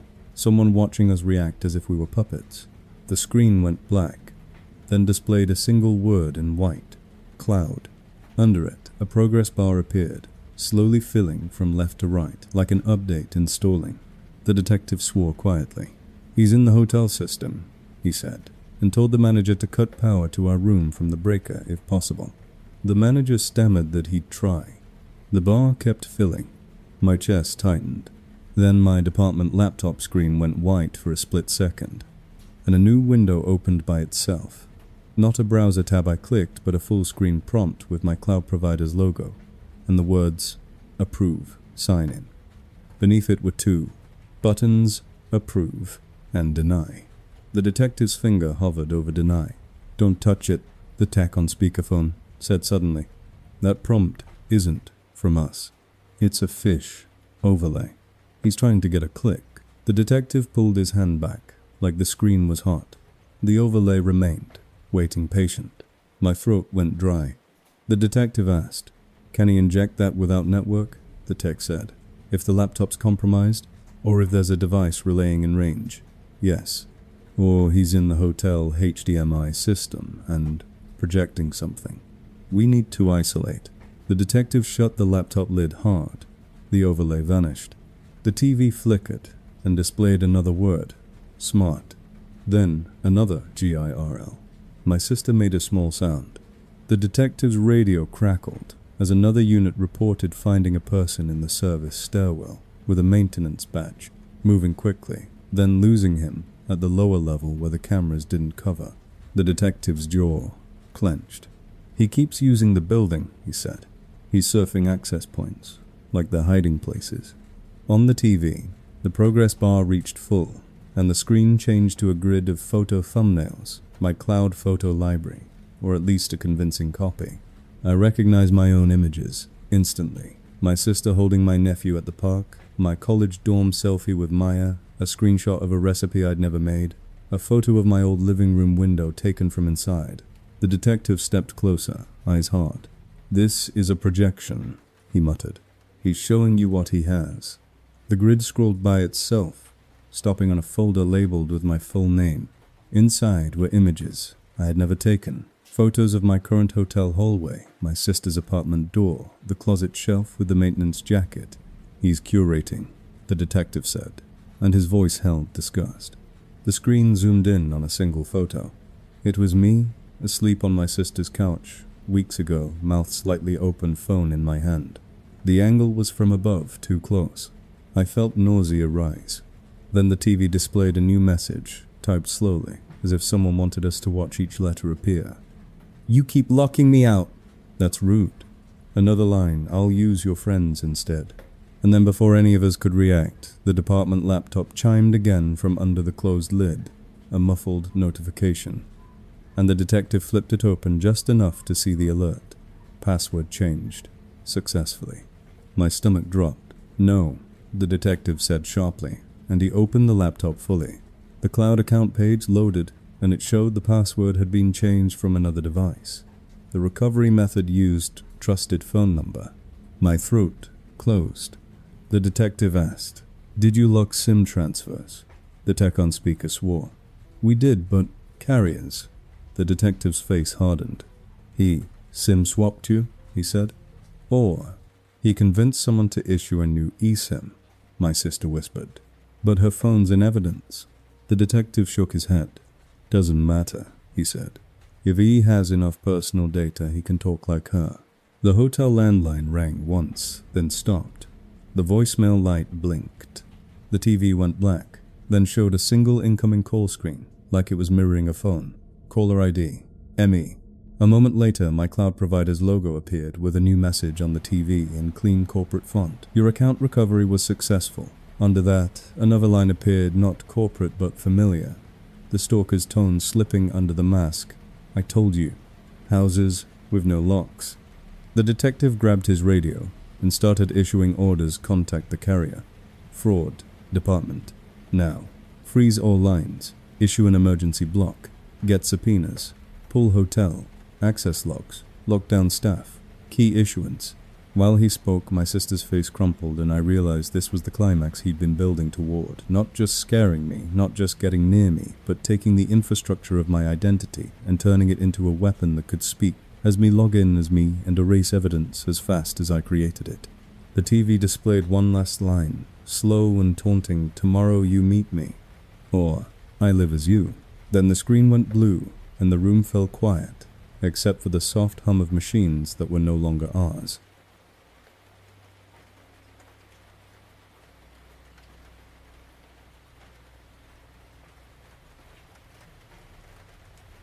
By sunrise, my name didn't feel like mine anymore. It felt like a label anyone with enough data could peel off and stick onto something else. The detective didn't let us leave the hotel room until he'd relocated us to a different property entirely. One not connected to the same key systems, one owned by a different chain, one that couldn't be found by asking the front desk for a spare card with the right tone of voice. He said it wasn't a guarantee, just friction, and I'd learned friction was all anyone could offer. The department moved fast now, not because they'd suddenly become heroic, but because a SIM swap and cloud takeover made the case look like an actual felony instead of a harassment complaint. They contacted the carrier fraud unit, flagged my identity, and began the slow, infuriating process of unwinding someone who had moved through my life like he owned it. The detective told me he wants a meeting because meetings create witnesses and leverage. Then, after a pause, "But meetings also create arrests." He laid out the plan in simple language. Without drama, we would not meet him alone. We would not go at 3 a.m. We would not follow the old house pin again. We would build a controlled environment, use decoy devices, monitor for relays, watch access logs, and most importantly, we would let the stalker believe he was still steering. "He thinks you're predictable," the detective said. "We're going to weaponize that." The problem was that the stalker didn't just know my patterns. He knew my morality. He knew I didn't want anyone else hurt. He knew guilt would move me faster than fear. At 2:30 my sister's daycare called her job phone, her actual job phone number which was supposed to be off, and the caller ID displayed her boss's name. My sister answered on instinct, because she thought something happened to a child.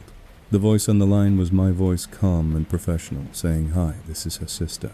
There's an emergency, she needs to leave the building right now." My sister went white. She said, "Stop," and hung up. Her boss texted immediately.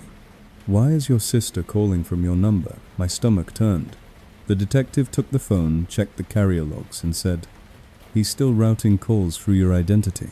He wasn't just inside the cloud. He was inside the assumptions people make when they see a name. At 3:00 the police tech team arrived, with equipment that looked too mundane to fight something. This, invasive. Small scanners, signal detectors. A handful of burner phones they treated like bait. They set up in the new location, checked the room for hidden devices, checked the TV, the smoke detector, the vents, the lamp bases, everything that had been used before. The tech lead said, "He's likely using short-range relays. We'll see a pattern when he toggle." He didn't finish the sentence because a phone on the table vibrated one of the decoy phones and a text came in from a normal local number. Wrong number. "You awake?" The detective looked at me. "There it is," he said quietly. They didn't reply. They let it sit. Another text arrived. "I'm sorry. I need help." Then, "Please." My sister's face tightened. The tech lead said, "He's fishing for response. He wants the right habit." The detective nodded and said, "We don't bite." At 2:30 Shinowa the decoy phone received another message. "Meet me at 3:00 Exactly. The hotel TV didn't turn on because there was no TV. The landline didn't ring because there was no landline. The room was stripped of anything that could be turned into a mouth. But the decoy phone lit anyway, and this time the sender name was mine. My stomach dropped, even though we expected it. The message read, "I'm outside. Open the door. It's cold." The tech lead scanner chirped softly. "Relay nearby," he said, eyes snapping to his handheld device. "Strongest signal in the hall." The detective gestured to the officers posted outside our room. They moved silently into the hallway, and through the peephole, I saw shadows pass, bodies shifting in coordinated quiet. My heart pounded, but underneath the fear was something new, the tight, cruel hope that he was finally close enough to catch. The decoy phone buzzed again. Chain off first. The tech lead whispered, "He's here." The detective chirped louder. One officer in the hallway raised a hand, then pointed toward the stairwell. The detective's radio crackled, visual on male maintenance jacket heading down. The detective moved like a switch had been flipped. He opened our door with the chain on just a crack, and in that crack, I saw at the corner of a dark jacket disappearing around the stairwell door. The detective yanked the chain free and surged out, officers behind him, boots pounding on carpet. The hallway filled with real noise for the first time, shouted commands, running footsteps, the metallic slap of the stairwell door swinging wide. My sister grabbed my arm so hard it hurt. I stood in the doorway watching the corridor empty out like a stage after the actors leave, heart hammering, waiting for the sound that would tell me whether the chase ended in handcuffs or air. 30 seconds later, the radio crackled again.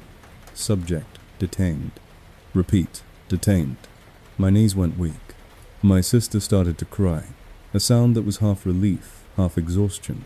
The detective came back minutes later, with his face flushed and hard, carrying a small black device in an evidence bag, another relay module, and behind him in cuffs was a man in a maintenance jacket, hair damp, with sweat eyes blank. He didn't look like a monster. He looked like a guy you'd pass in a hallway without thinking. That, more than anything, made me feel sick.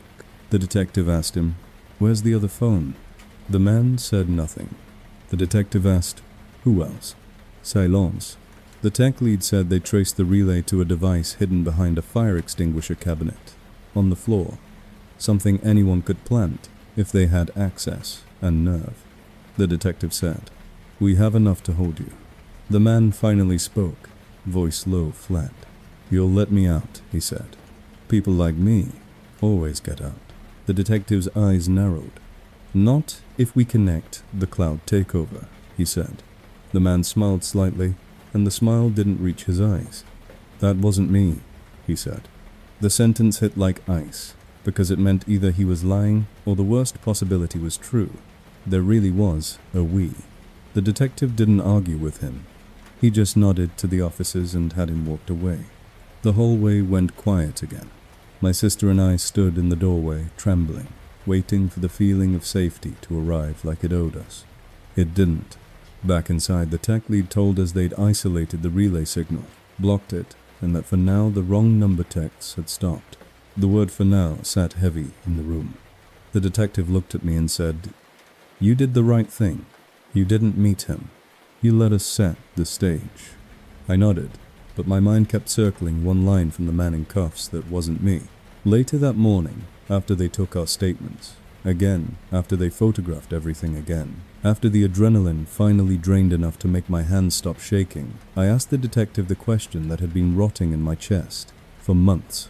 Was he reading my thoughts? The detective stared at the evidence bags on the table, the relay module, the pinhole cam, the fake badges, the printed notes. And then he said the most terrifying answer, because it wasn't supernatural and it wasn't comforting. "He wasn't reading your thoughts," he said. "He was reading your habits.